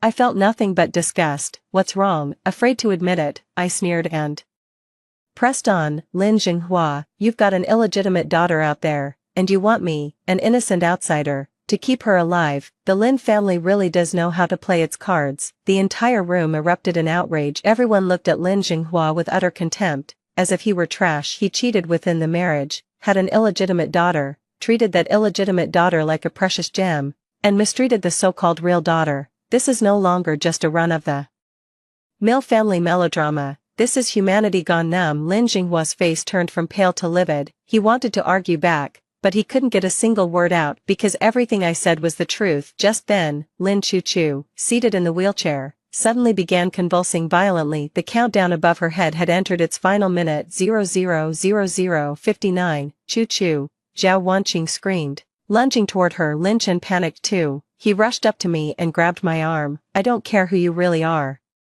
Right now, take me to the hospital, immediately." Save Chuchu. He was unbelievably strong, almost crushing my arm with his grip. Gu Yanji's expression darkened. He stepped forward and kicked Lin Chen hard in the knee. Lin Chen let out a scream, staggered back a few steps, and fell to the ground. The two bodyguards immediately moved in and pinned him down tightly. Gu Yanji shielded me behind him, looking coldly at the Lin family. "This engagement banquet is not the place for you to cause trouble. If you don't leave now, don't blame me for not being polite." "Gu Yanji, you." Lin Jinghua was both shocked and furious. "Get lost." Gu Yanji's voice was ice cold. The Lin family was unceremoniously shown the door by the Gu family's bodyguards from start to finish. I watched coldly, watching Lin Chuchu's life slip away second by second. 00:00:10 00:00:09 00:00:03 00:00:02 00:00:01 00:00:00. The moment the number finally hit 0, I could almost hear something shatter outside the banquet hall. Zhao Wanqing's heart-wrenching screams and cries rang out. "Chuchu, it's all over at last. This farce has come to an end." Gu Yanji took my cold hand and said softly, "It's all in the past now." I nodded, but said nothing. I didn't feel any satisfaction from finally getting my revenge. Instead, I felt oddly empty. Lin Chuchu was dead. The girl who had stolen my life, the girl who could only survive by feeding on my blood, had finally died. I don't know whether what I did was right, but I know that if I had to do it all over again, I'd make the same choice. I'm no savior. I'm just an ordinary person who wants to survive. The engagement banquet ended in a hurry. Gu Yanji drove me back to the villa. On the way, neither of us said a word. The atmosphere in the car was a little stifling. It wasn't until the car came to a stop at the front of the villa that Gu Yanji finally spoke. "Today you said you're not the Lin family's daughter. Then who are you?" I shook my head. "I don't know either. My adoptive parents adopted me from an orphanage." They didn't know who my biological parents were. My only clue was a small jade pendant I'd worn around my neck since I was a child. The pendant was smooth and translucent, carved with a strange totem on it. I took off the pendant and handed it to Gu Yanji. "This is the only proof of my identity." Gu Yanji took the jade pendant and studied it closely. When he saw the emblem on it clearly, his pupils suddenly contracted. "Where did you get this jade pendant?" Gu Yanji's voice carried a barely perceptible trace of excitement. "I was born with it." Gu Yanji stared fixedly at the jade pendant, his expression unreadable. After a long while, he finally looked up at me and said word by word, "Lin Yuan, would you be willing to come with me to a place?" "What place?" "My home." 7. The Gu family ancestral home sat atop a mountain in the western outskirts of Jiangqing, far from the hustle and bustle of the world. It was steeped in antiquity and shrouded in mystery. The car had been winding along the mountain road for a long time before finally coming to a stop in front of a grand, solemn Chinese-style mansion. Gu Yanji's grandfather, Old Master Gu, had already been waiting at the gate. He was a vigorous old man, with a head of silver hair, but his gaze was sharp as a torch, carrying an imposing presence without even trying when he saw me, or rather, when he saw the jade pendant around my neck. His lips trembled with excitement. "It's like, too much like," he murmured, tears welling in his cloudy eyes. I was a little at a loss, thrown off by this sudden turn of events. Gu Yanji supported the old man and said softly, "Grandpa, let's go inside and talk." As soon as I stepped into the mansion, I realized there was more to this place than met the eye. The decor in the house was antique and elegant, with an understated luxury and a deep sense of heritage in every detail. We sat down in the main hall. Old Master Gu kept staring at me, his eyes filled with affection and guilt. "Child, you've had a hard time all these years." I was even more bewildered. Gu Yanji took the jade pendant from my hand and held it out to the old man. "Grandpa, take a look." The old man took the jade pendant and, with trembling hands, caressed the totem carved on it. "That's right, it is the Yun family's life-extending talisman." A life-extending talisman. I immediately caught on to the term. Old Master Gu nodded, looking at me. He slowly revealed a secret that had been buried for nearly 20 years. "Child, the truth is, your surname isn't Lin, it's Yun. Our Gu family and your Yun family have been close friends for generations. Your mother, Yun Shu, and my grandson Yen Ji were betrothed to each other since childhood. The Yun family is very special. In your bloodline lies a powerful natural fortune that can bring blessings to those around you, and even extend another person's life. And this life-extending talisman is the token and key to the Yun family bloodline." I was so stunned by those words that I couldn't say a thing for a long while. Vital energy, extending life. Scenes that only ever happen in novels had actually become my reality. "Then, what about my parents?" I asked, my voice trembling. At the mention of my parents, a pained look appeared on Old Master Gu's face. 19 years ago, your parents brought you, still in swaddling clothes, to Jiangqing for Yanji's first birthday banquet. On the way back, they were caught in an accident. Their car plunged into the river. We mobilized every possible resource for the search and rescue, but all we found were your parents' bodies and half of this jade pendant you were wearing close to your body. We all thought you, too." The old man's voice choked with emotion. "So I wasn't abandoned. My parents were struck by misfortune while trying to protect me, and the jade pendant around my neck was actually only half of one." I instinctively reached up and touched the pendant. Its edge did indeed have irregular signs of a break. "What about the other half?" I asked. "The other half is with the Lin family." Gu Yanji picked up the thread. "More precisely, it's on Lin Chuchu." I understood instantly why Lin Chuchu was able to survive by relying on the Lin family's fortune. Because she had the other half of my bloodline token on her. That half of the jade pendant was like a signal receiver, allowing her to faintly tap into the fortune that was leaking out of me. But when I returned to the Lin family and came close to her, that sharing became even more direct, and when I left her, that connection was severed, which was why her life faded away so quickly. It was the Lin family. Lin Jinghua was the one who stole you." Old Master Gu slammed his fist on the table, furious beyond reason. Back then, he already knew the secret of the Yun family bloodline. His own daughter was born frail and would not live long. So he staged that car accident, killed your parents, and stole you, intending to use you as his daughter's life-extending medicine for the rest of her life. But he hadn't expected that, amid the chaos, you'd be rescued by a kind passerby and taken to an orphanage. He only found that half of the jade pendant, and put it on his own daughter, claiming to the outside world that it was a family heirloom passed down through the Lin family, one that could keep her safe. And the reason he brought me back was because he realized that half a jade pendant alone was no longer enough to keep Lin Chuchu alive. I added. Everything made sense now. At that moment, all the mysteries were finally unraveled. So from start to finish, this was a carefully planned, bloody conspiracy. My life, and my parents' lives, had all become stepping stones for the Lin father and daughter. A tidal wave of hatred surged up wildly from the depths of my heart. The Lin family. I bit out those words through clenched teeth, my nails digging deeply into my palm. Blood debts must be repaid in blood. Gu Yanji took my icy hand, his gaze resolute. "Yun Yuan, don't worry, I'll take revenge with you." His hand was warm, and it gave me endless strength. "Grandpa," Gu Yanji turned to Old Master Gu, "I've made up my mind. I'll marry Yun Yuan right away." Old Master Gu froze for a moment, then broke into a relieved smile. Good, that's what you owe her." I looked at Gu Yanji, my heart a tangled mess. "Is it because you pity me? Or because you feel guilty?" "Neither." Gu Yanji looked into my eyes and said seriously, "I told you before.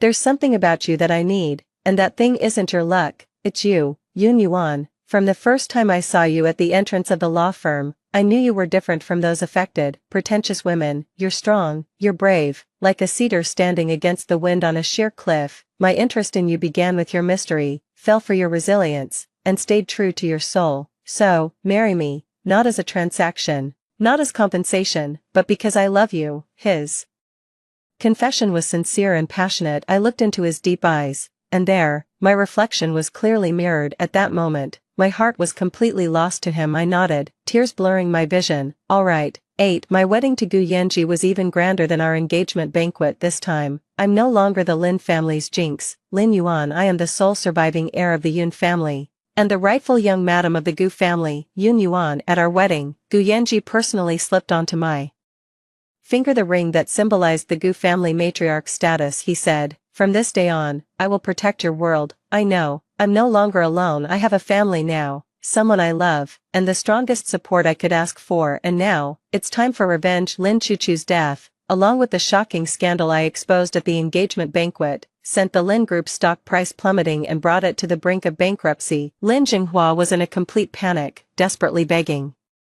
everyone for help, only to run into a wall at every turn. No one dared offend the Gu family at a time like this. After the devastating loss of her daughter and the crushing blow of her husband's affair, Zhao Wanqing had a complete mental breakdown and was sent to a psychiatric hospital. Lin Chen was sentenced to prison after attempting to assault someone with a weapon at Gu Yanji's engagement banquet. The once glorious Lin family was brought down overnight, and their followers scattered in all directions. But that wasn't enough, not nearly enough. What I want is for them to pay for my parents' deaths with their lives. With the Gu family's help, we quickly found evidence of that car crash from 19 years ago. Someone had tampered with the brakes, and the one who did it was Lin Jinghua's driver. We found that driver overseas, where he had long since gone into hiding and assumed a new identity. Under the combined pressure of money and the Gu family's influence, he quickly cracked. He admitted that Lin Jinghua had ordered him to stage the accident. There was both eyewitness testimony and hard evidence. Lin Jinghua was arrested by police on suspicion of intentional homicide. In court,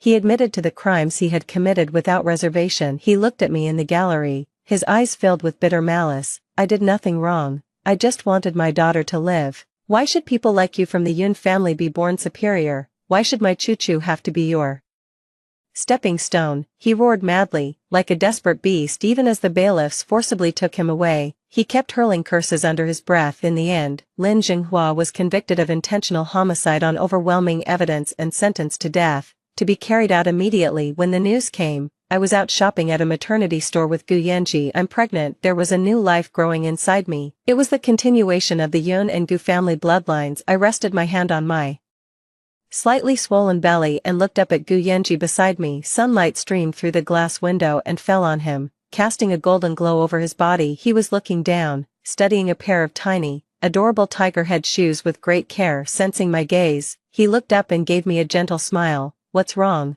I shook my head and smiled too. "Nothing, I just feel, this is wonderful." "Yes, it really is wonderful. My parents' great vengeance has been avenged, and the wicked have received the punishment they deserved, and I, too, have found the happiness that belongs to me. At last, my life has cleared after the storm, and I've been greeted by truly radiant sunshine. The darkness and pain of the past will all become history. Every day ahead will be filled with love and hope." I took Gu Yanji's hand and exchanged a smile with him. "Our story has only just begun." The end. Story 2. Waking up in childhood male companion bed. "I found a diamond ring on my middle finger," he said lazily. "I've been sleeping with you for so many years, I have to give you some status." But soon I heard him laughing heartily with his cronies. "She's just a bed mate. Why would I marry her? Lulu has been throwing a tantrum at me lately. I don't believe she can stay calm when she hears that I'm getting married." I neither cried nor made a scene. That night, I took a flight to a foreign country. My best friend said, "What's the use of running so far? It's all in vain if you can't let go of him in your heart." She didn't know that the ticket had been bought on the day he proposed. It was just for fun, and when things got out of hand, I had to run. "What kind of expression is that? Are you so happy that you're dumb?" Lin Ju was lazily leaning against the headboard, looking at me with a cigarette in his mouth. He was only wearing a pair of gray shorts, his upper body muscles clearly defined, and his cold white skin glistening in the sunset. Waking up to such a sight was indeed pleasing to the But looking at the 5-carat diamond ring on my middle finger, I rubbed my throbbing temple and fumbled around under the quilt after searching for a long time. It was Lin Ju's long fingers that picked up the shoulder strap and handed the piece of lace fabric to me. Thank you. As I was about to take it, Lin Ju withdrew his hand and leaned down to kiss me on the lips. Didn't you say you had no strength left? I'll allow you to spend the night here, sleep a little longer. With that, he left the room in a good mood. Lin Ju was right. Even an hour later, the legs under my quilt were still trembling slightly, out of my control. I was already over 25 years old, but it was no different from when I was just an adult. The first time I had sex with Lin Ju was when I was 18. After it was over, I instinctively nestled closer to him. He pushed me away impatiently and said emotionlessly, "Qing Shuang, you should leave." Leave? I stared at him blankly. He blew a smoke ring in my face and sneered, "You don't think you can spend the night here, do you? Do you think you're my girlfriend, aren't I?" Looking at the ambiguous red marks on his neck, I almost blurted out these 3 words, "This is a consensual thing, let's not take it too seriously." When Lin Ju said this, he was smoking, and this posture made his face look extremely cold-hearted. I forced myself to swallow those 3 words. Lin Ju and I had done the most intimate things, yet he refused to admit that I was his girlfriend. Our ambiguous relationship lasted for so many years. Until today. I unconsciously rubbed the ring in my hand. He said he wanted to marry me. The bedding on Lin Ju's bed was very comfortable, made of high-quality silk. I closed my eyes and slept straight until noon the next day. After a simple wash, I went downstairs. Halfway down, I caught a glimpse of Lin Ju and his cronies playing poker in the living room. Lin Ju's voice drifted over, "Why would I marry her? She's just a bed mate. She's clean and obedient, coming to me on her own. It would be a waste not to sleep with her." I stopped in my tracks and heard him continue, "Lulu has been giving me the cold shoulder lately. I don't know where that little girl learned it. I don't believe she can stay calm when she hears that I'm getting married." Someone asked him, "What if your Lulu really comes back to you? What are you going to do with Qing Shuang?" "I'll just call off the engagement." Lin Ju shrugged indifferently. "Calling off the engagement right after getting engaged, aren't you afraid Qing Shuang will make a scene? People get divorced even after getting married. I just proposed to her. Am I going to be pestered by her for the rest of my life? Besides, you don't know Qing Shuang. She's more obedient than a dog. I can just coax her a few words, and everything will be fine." "Damn, you're really something, young Master Lin." Ear-splitting laughter rang out one after another. The villa had under-floor heating, but I felt a chill slowly rising from the soles of my feet.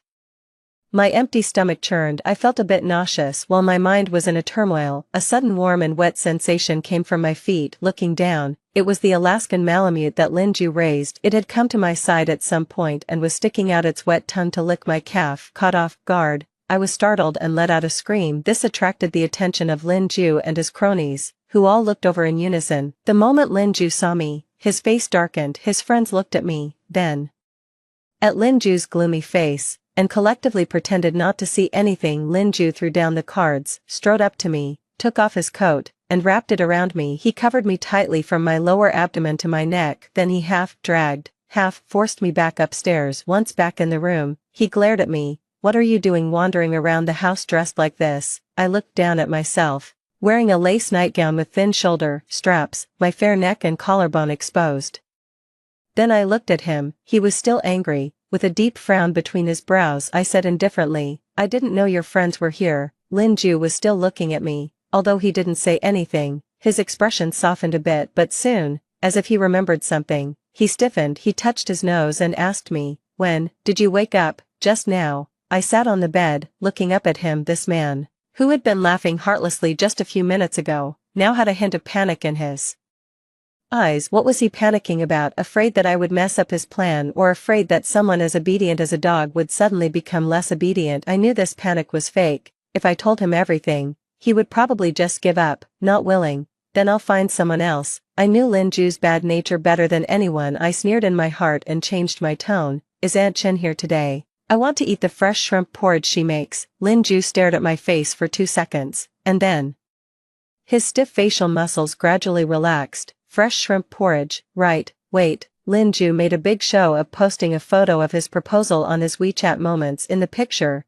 2 hands wearing rings were tightly held together, and the diamonds on them sparkled brightly. I had no impression of it. Presumably, Lin Ju took it while I was asleep. This post quickly caused a stir in our mutual social circle. My phone kept vibrating with congratulatory messages. They all meant the same thing, more or less congratulating me on finally seeing the light at the end of the tunnel. I simply turned on silent mode and lowered my head to deal with my work. In the evening, my best friend Cece called me. The first words that came through the phone were, "Chung Shuang, did Lin Ju really propose to you? Yeah, did you agree?" Before I could answer, she started cursing. "Are you stupid, Chung Shuang? You have so many metaphorical hats in your wardrobe. Do you really need a green one?" She hung up the phone and sent me a video. In the bar that Lin Ju often went to, the music was deafening. Suddenly, a girl in a white dress rushed in. Her delicate face was free of makeup, and she looked out of place in the noisy environment. Her eyes were red as she questioned Lin Ju. "You're getting married?" This was probably the Lulu that Lin Ju mentioned. Everyone in the booth fell silent,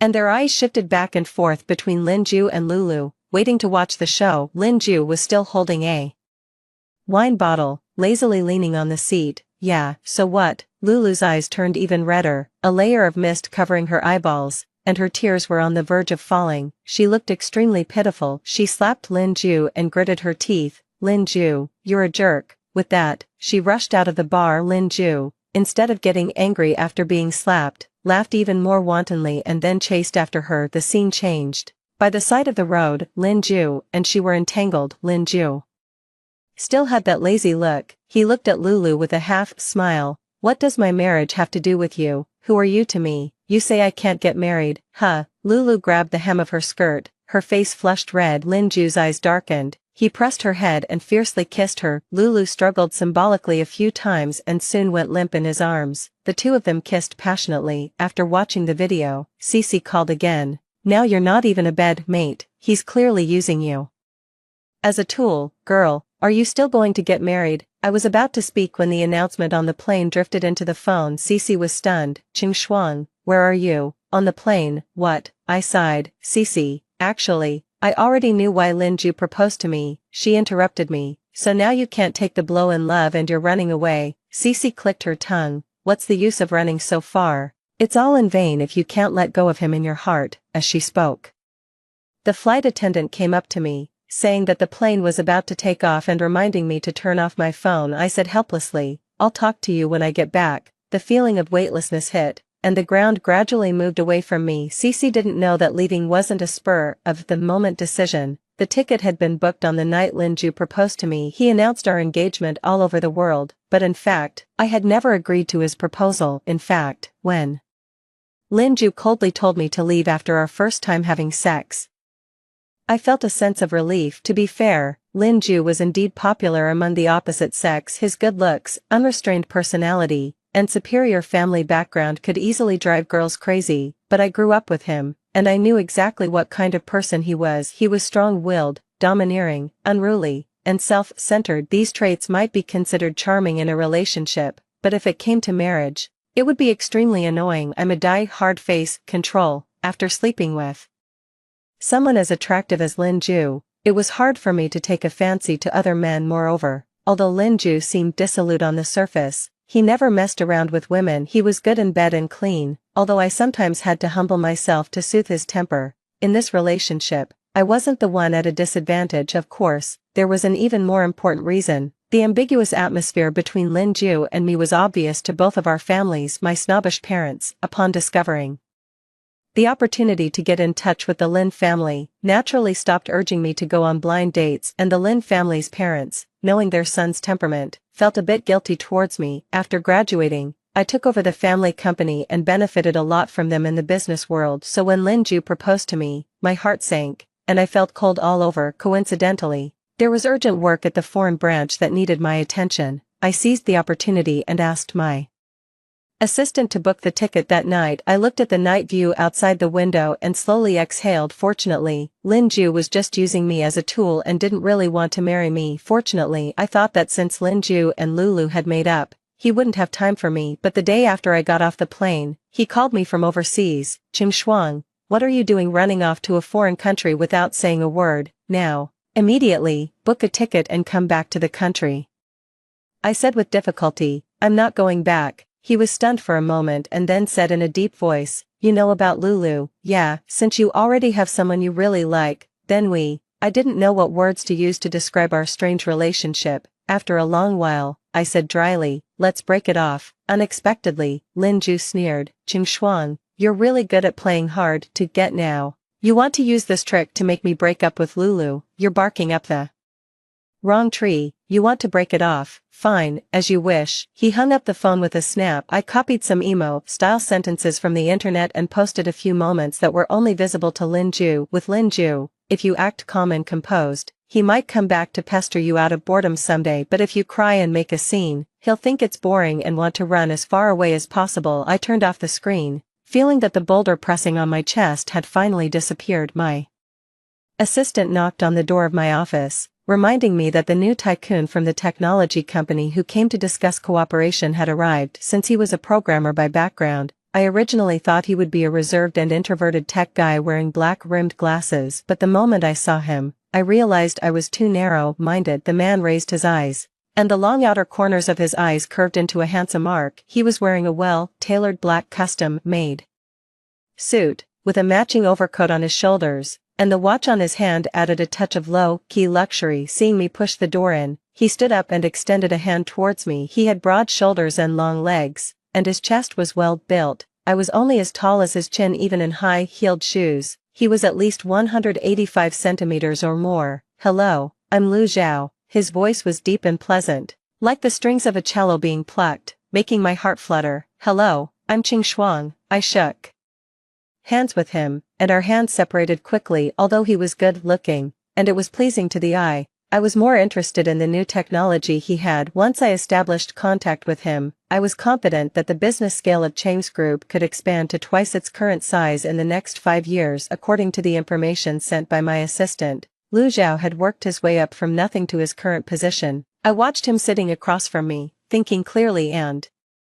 speaking concisely. He was really capable. After the conversation, I had an even better impression of him. Lu Zhao was about to leave, and I stood up to see him off. Accidentally, I twisted my ankle and fell towards him. I swear, it was really not on purpose. I really disdained to use such a low-level trick as throwing myself into someone's arms. It was just that the new high-heeled shoes hadn't been broken in yet. Lu Zhao was quick-eyed and caught me, his palm touching the bare skin on my shoulder. The touch was dry and warm. His fingertips paused, and he quickly withdrew his hand. I turned my head, my hair brushing against his cheek, and smiled. "Thank you, Mr. Lu. You're welcome. I'm glad you're okay." Ms. Qing. His lowered black eyes betrayed no emotion. He just nodded faintly and soon left with his assistant, but I noticed keenly that the tips of his ears seemed to turn red. In the pantry, I was quietly making coffee. A few young girls in the company didn't notice my presence, and were enthusiastically discussing Lu Zhao, who had just left. "That was Mr. Lu from Ruifeng Technology, right? Seeing is believing. He's so handsome." "Exactly, and look at his nose and hands. I really envy Mr. Lu's girlfriend for having such a good-looking partner." "Hey, do you think Mr. Lu has a girlfriend?" I paused in my actions and pricked up my ears. I know, he doesn't." "What? With looks like that and being so young and promising, how could he not have a girlfriend?" "He really doesn't," the person insisted, "and, for all these years, there haven't been any rumors about his love life." The group of people were stunned. At this time, someone said hesitantly, "Could Mr. Lu be gay?" "What are you talking about? You've read too many novels. With Mr. Lu's looks, there's no way he's gay." The discussions around me gradually became blurred, and my thoughts drifted away. The image of him with a poker-faced expression but red ears emerged in my mind again. He really did seem like someone who didn't get close to women much. In my circle, those second-generation rich kids, relying on their family's wealth, changed girlfriends as often as flowing water, without any concern for getting diseases. In contrast, Lu Zhao was like a breath of fresh air. He was kind of interesting. I kind of wanted to pursue this guy. Wait, speaking of this, Lin Ju could also barely be considered a breath of fresh air. However, now he had Lulu by his side. I left the pantry expressionlessly and asked my assistant to make an appointment for my physical examination next week. I postponed my return to the country. During the days I stayed abroad, I met Lu Zhao almost every day. We started with business-related conversations about work, and later we could occasionally chat about daily life. Our relationship grew closer day by day. Today, He even accompanied me to queue up for the famous local cappuccino. The queue was long, and Lu Zhao seemed unaccustomed to such a noisy place, his brows slightly furrowed. Someone was walking towards us and was about to brush past me. He protected my shoulder and pushed me inwards a bit. After this series of actions, he quickly distanced himself from me. After graduating, I joined my family's company and worked my way up from the grassroots level. At that time, I concealed my identity and witnessed all kinds of strange and ugly behaviors of men just by saying a few words. They couldn't wait to touch my hand and take as much advantage as possible. After a meal, my stomach was empty. I was too disgusted to eat. I turned my head to look at the man beside me. His brow bones were straight and handsome, and his appearance was full of sexual tension, yet he wrapped himself tightly with cold eyes and distant manners, so the occasional leak of a trace of hormones was even more tantalizing. My heart itched, as if a kitten had scratched it. Lu Zhao noticed my gaze. First, he slightly turned his head to avoid it, then took a shallow breath and turned to ask me, "What are you looking at?" "I'm looking at how handsome you are," I blurted out. His sharp Adam's apple rolled, and he turned his face away again, his ears turning completely red once more. "I'm sorry, I accidentally said what was on my mind, Mr. Liu. Please don't take it to heart." I apologized, but I was faking it. I said this on purpose. There had been enough slow-paced flirting. It was time to give our relationship a strong push. So, when the coffee arrived, I propped my chin and glanced at the cup in his hand. "Is your coffee good? You can try it." Lu Zhao handed the coffee to me, and turned to the side, seemingly wanting to go back and get another straw. I deliberately misinterpreted his meaning and took the cup to take a sip directly. "Mine tastes better." I squinted and smiled at him out of the corner of my eye. I saw Lu Zhao staring at the coffee cup in a daze. Finally, he raised his head and took a sip. After observing him for these days, I knew that Lu Zhao had a serious cleanliness obsession. If he wasn't interested in me, in his style, he would probably just hold the coffee cup in his hand as a decoration. After I left, he would throw it into the trash can without any hesitation, but now, he drank it. The curve of my lips became more obvious. I knew when to stop. I didn't pester him further and parted ways with Lu Zhao at the intersection. His Maybach drove away in a cloud of dust, and I turned back to the hotel. As soon as I turned around, I met Cece's eyes. Cece squinted at me. "Well, I was worried that you couldn't get over your heartbreak and came all the way here to accompany you. But you already have a new love. Tell me the truth, who is he?" "In the restaurant." Cece was dumbfounded. "So you never planned to marry Lin Ju, so you were playing me, huh?" I had just coaxed Lin Ju a couple of times in front of our mutual friends, and they all thought I was deeply in love with Lin Ju and couldn't extricate myself. I shrugged, showing that I was also helpless. "Lin Ju is the type you can have fun with, but when it comes to marriage, I don't want that fortune." "So all these years, you were just attracted to his body?" I thought for a moment. "Not entirely, you know. If I wanted to, I could afford any young and handsome guy. But, have you noticed, with Lin Ju around, my parents have stopped urging me to go on blind dates, and, last week, Uncle Lin even introduced clients to me. He and Auntie are nice people. I just don't know why they gave birth to Lin Ju like this." After hearing this, Cece was stunned and gave me a thumbs up. "Hi, really high. You really made the most of every bit of benefit from Lin Ju, from head to toe, inside and out." Cece stopped halfway through her words. I didn't notice at all. I lowered my head to scoop a spoonful of the mousse cake in front of me. Suddenly, I scooped up a foreign object. When I took it out, I was shocked. Wasn't this the engagement ring I left for Lin Ju before going abroad? I was startled and looked up, then heard Lin Ju's voice coming from behind. "Oh, what kind of person am I?" Lin Ju angrily grabbed me and dragged me outside. The big hand on my wrist was like iron, squeezing me painfully. "Lin Ju." He ignored me. On the way, I accidentally broke a few glasses. The waiter came forward, looking hesitant. Lin Ju directly threw a card to him, put it on my tab. After leaving the restaurant, he pushed me against the wall and suddenly got very close. His scorching breath sprayed all over my face. "Chim Shuang, you're really something. If I hadn't heard all this today, I wouldn't have known you were playing me like a fool." His eyes were red, really like a mad dog. He even took out his phone, opened my WeChat moments, and shoved it in front of my eyes. "Are you addicted to acting? Why didn't you study acting back then?" I lowered my head to rub my wrist, but he pinched my face and forced me to look up and meet his eyes. His palm was wide, with prominent veins. If his hand moved down a few inches, my life might be in danger. I swallowed hard. How did you come here?" As my eyes shifted,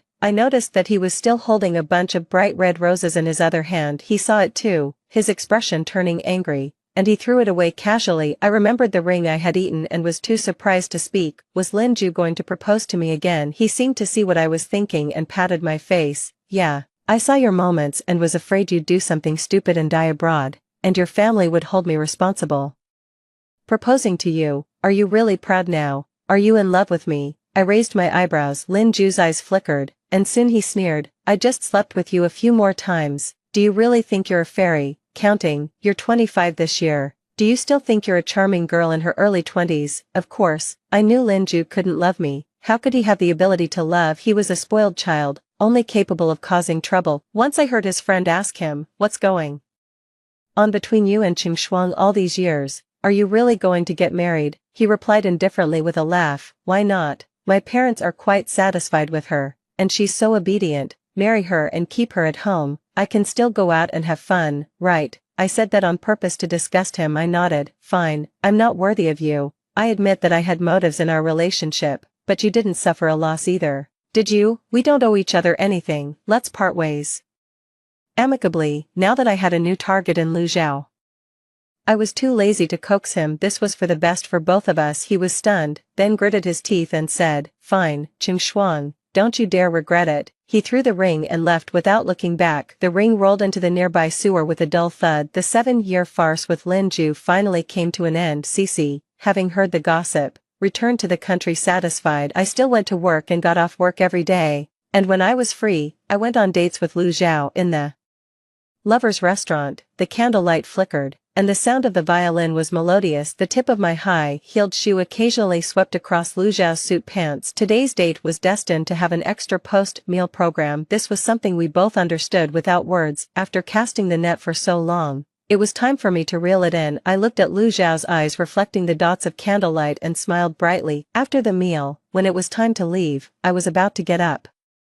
Suddenly, a pair of hands landed on my shoulders, pressing me back down. I turned my head and saw Lin Ju smiling menacingly. Qing Shuang, is this your new love? Why don't you introduce him? His hostility was obvious, and Lu Zhao noticed it too. He frowned and asked me, Qing Shuang, who is this? I opened my mouth and thought for a few seconds because my relationship with Lin Ju was quite complicated. Finally, I just vaguely summarized it as a childhood friend. Hearing this, Lu Zhao's expression softened a bit, but Lin Ju suddenly turned his head and stared straight into my eyes. Oh, a childhood friend. He curled the corners of his mouth, but the smile didn't reach his eyes. I was familiar with this expression. It was the prelude to his anger. My heart sank suddenly, and I heard Lin Ju drawl, yes, indeed a childhood friend, but one who eats meals together and occasionally sleeps together. I stood up abruptly. Lin Ju, that's enough. He didn't stop. Instead, he laughed mockingly and asked me, what's wrong, Qing Shuang? Which word did I say wrong? Should I tell him what positions we used the night before you went abroad?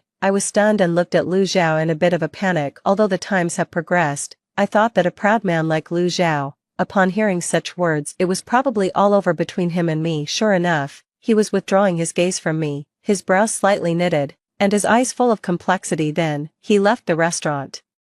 Without saying a word, my heart sank completely. Lu Zhao's appearance and personality were exactly the type I liked. I didn't know when I would meet someone as satisfying as him again. Moreover, all the efforts I had put into pursuing him during this period were now in vain. I clenched my fists, and my eyes uncontrollably became sore. This clearly wasn't something worth crying about, but strangely, I couldn't control my emotions today. Seeing that Lu Zhao had left, Lin Ju was gloating. Come on, Qing Shuang, he may dislike you, but I don't. I've had enough of playing around for so many years. I think this is good for us. I've already broken up with Lulu. How about, I couldn't take it anymore. I suddenly pulled my hand back and slapped him. Get out. As I said this, the tears finally couldn't hold back and fell. Lin Ju covered his face in disbelief, his expression turning angry. You hit me for him. Halfway through, he met my eyes and was stunned. I picked up my bag and left the restaurant in big steps. Outside, it had started to drizzle at some point. There was no sunset glow today. The sky was covered with dark clouds, gloomy and overcast. All kinds of emotions fermented in my heart, like carbonated bubbles constantly expanding. For some reason, I remembered the scene when I was 12 years old and first caught my father cheating. In my astonished eyes, He calmly took a puff of his cigarette and said that my mother actually knew about his affairs. He also said that this was how things were between men and women, that interests were eternal, and that I would understand when I grew up. So, all these years, I'd been living in the moment, maintaining a deformed relationship with Lin Ju. So what if Lin Ju was selfish, promiscuous? All men were like that. Why not find someone with a good figure and looks who could bring me the most benefits and enjoy myself? But Lu Zhao was different. His sense of boundaries and his purity in dealing with feelings were something I had never seen before. He gave me an illusion that as long as I was with him, I could gain sincere feelings. I thought I had long since stopped longing for these things. Because of him, I realized that those longings had always been buried deep in my heart, waiting for a certain opportunity to start taking root and sprouting. Then, with his actions, Lu Zhao uprooted these longings. The rain seemed to be getting heavier, wetting my face. I fumbled to wipe it, but it seemed like I couldn't wipe it all away. When I felt the warmth in my hands, I realized that these were actually my tears. I heaved a long sigh, saying it was just for fun, but I ended up getting myself involved. What a disgrace, Qing Shuang, you're really embarrassing. The next second, a familiar voice came from behind. Where are you going? I turned around and froze on the spot because Lu Zhao was standing in front of the Maybach, holding a huge black umbrella. Looking down at me. He didn't leave. In the car, Lu Zhao handed me a luxury shopping bag. Inside was a dress similar to the one I was wearing. I was looking at it blankly when I suddenly noticed that next to the dress, there were also 2 packs of sanitary pads. My breath caught, and I quickly lowered my head. On my white dress, there were now dots of red marks, like plum blossoms blooming. My period had come early. My face flushed tomato red, and I resisted the urge to cover my face. I asked him, "You left just now to buy these for me?" "Not entirely, Lu."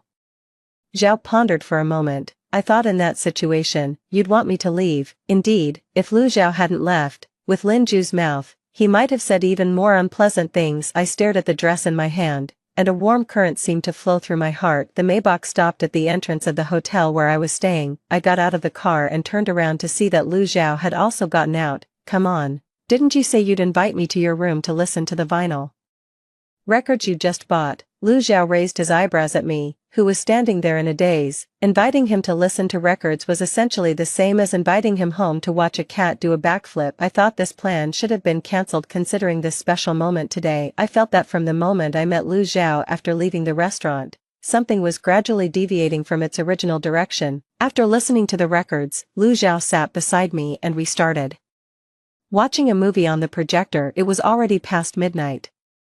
With his posture, was he planning to spend the night here? I couldn't help but think of Lin Ju. One day, he came to my apartment and happened to run into my period. He impatiently clicked his tongue, grabbed his coat, and was about to leave. I tugged at his sleeve, my face wrinkled in pain from menstrual cramps. Lin Ju, can you buy me a pack of sanitary pads? He looked at me in disbelief. Me, a grown-up man, buying this kind of thing for you? Isn't that embarrassing? Can't you order takeout yourself? When he reached the door, he couldn't help but add, you should have said it was your period earlier. What a waste of my time. Looking at the calm side profile of the man beside me, I had the urge to explain for the first time. The man in the restaurant today was my childhood friend. I did have a relationship with him for a while, but we broke up a long time ago. I don't know why he suddenly came and said those strange things. Lu Zhao tilted his head. Do you think I'd mind what he said? I hesitated for a moment and then nodded. Many men say they don't mind, but seeing and hearing with their own eyes and ears are always different. Lu Zhao smiled and flicked my forehead. You're so silly. This kind of thing is as natural as eating and drinking.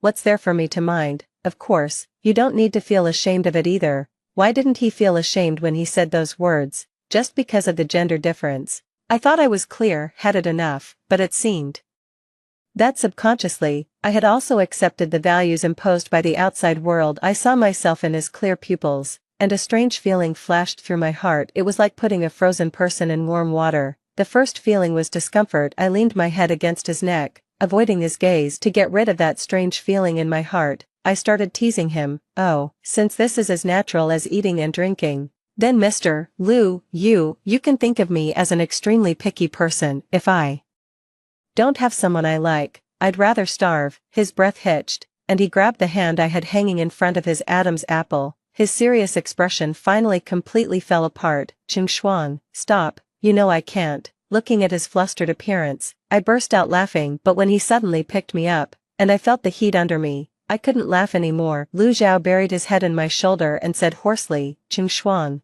don't move, just like this, it'll be okay in a while." His embrace was broad, warm, and accompanied by a faint woody fragrance. Thoughtlessly, I thought that perhaps hugging was the most intimate act in the world because I had never been so close to anyone's heart. Lu Zhao and I officially confirmed our relationship. Unfortunately, I couldn't stay with him for long because there was still a lot of work waiting for me to deal with in China. After reluctantly saying goodbye to him at the airport, I got on the plane back to China unexpectedly. My parents came to pick me up. They had a subtle smile on their faces and greeted me with extraordinary enthusiasm. "Don't rush back to the company, let's have a meal first." When we arrived at the private room, I finally understood the reason for their strange attitude. Pushing open the door, Lin Ju and his parents were all there. As soon as she saw me, Lin Ju's mother immediately stood up and pulled me to sit beside her. Lin Ju only glanced at me, snorted, and didn't say anything. "Xiaoshuang, you really are something. Lin Ju is not sensible, but how could you also hide such a big thing as the engagement from us?" I looked at Lin Ju in shock. Lin Ju lowered his head to pick up peanuts and didn't look at me. I realized that he was the mastermind behind all this. Lin Ju's mother continued to hold my hand with a smile. "Lin Ju is a brat, he's such an adult, but he still makes your Uncle Lin and me worry every day. With you watching over him, Auntie can rest assured." Everyone knew that Lin Ju was unruly and needed someone to keep an eye on him. They couldn't watch over him for a lifetime, so they decided to hand this burden to me. In the name of a bride, I looked at my parents not far away. They didn't refute and were smiling in agreement. I felt like laughing. This farce ended when Lin Ju's mother tried to put their family heirloom bracelet on my hand, and I declined politely. "Auntie, Lin Ju did propose to me, but I think he didn't make it clear to you. I never agreed to him." Lin Ju suddenly looked up, and the knuckles of his fingers holding the chopsticks turned faintly white. "So, Auntie, I can't accept this bracelet. Thank you for your kindness." I picked up my bag and left the private room in big steps. Behind me, my parents were forced a smile. "Ah, it turns out to be a misunderstanding. These two kids are really something. The food is served, let's eat first." It's been a long time since our two families sat together for a meal. When I reached downstairs,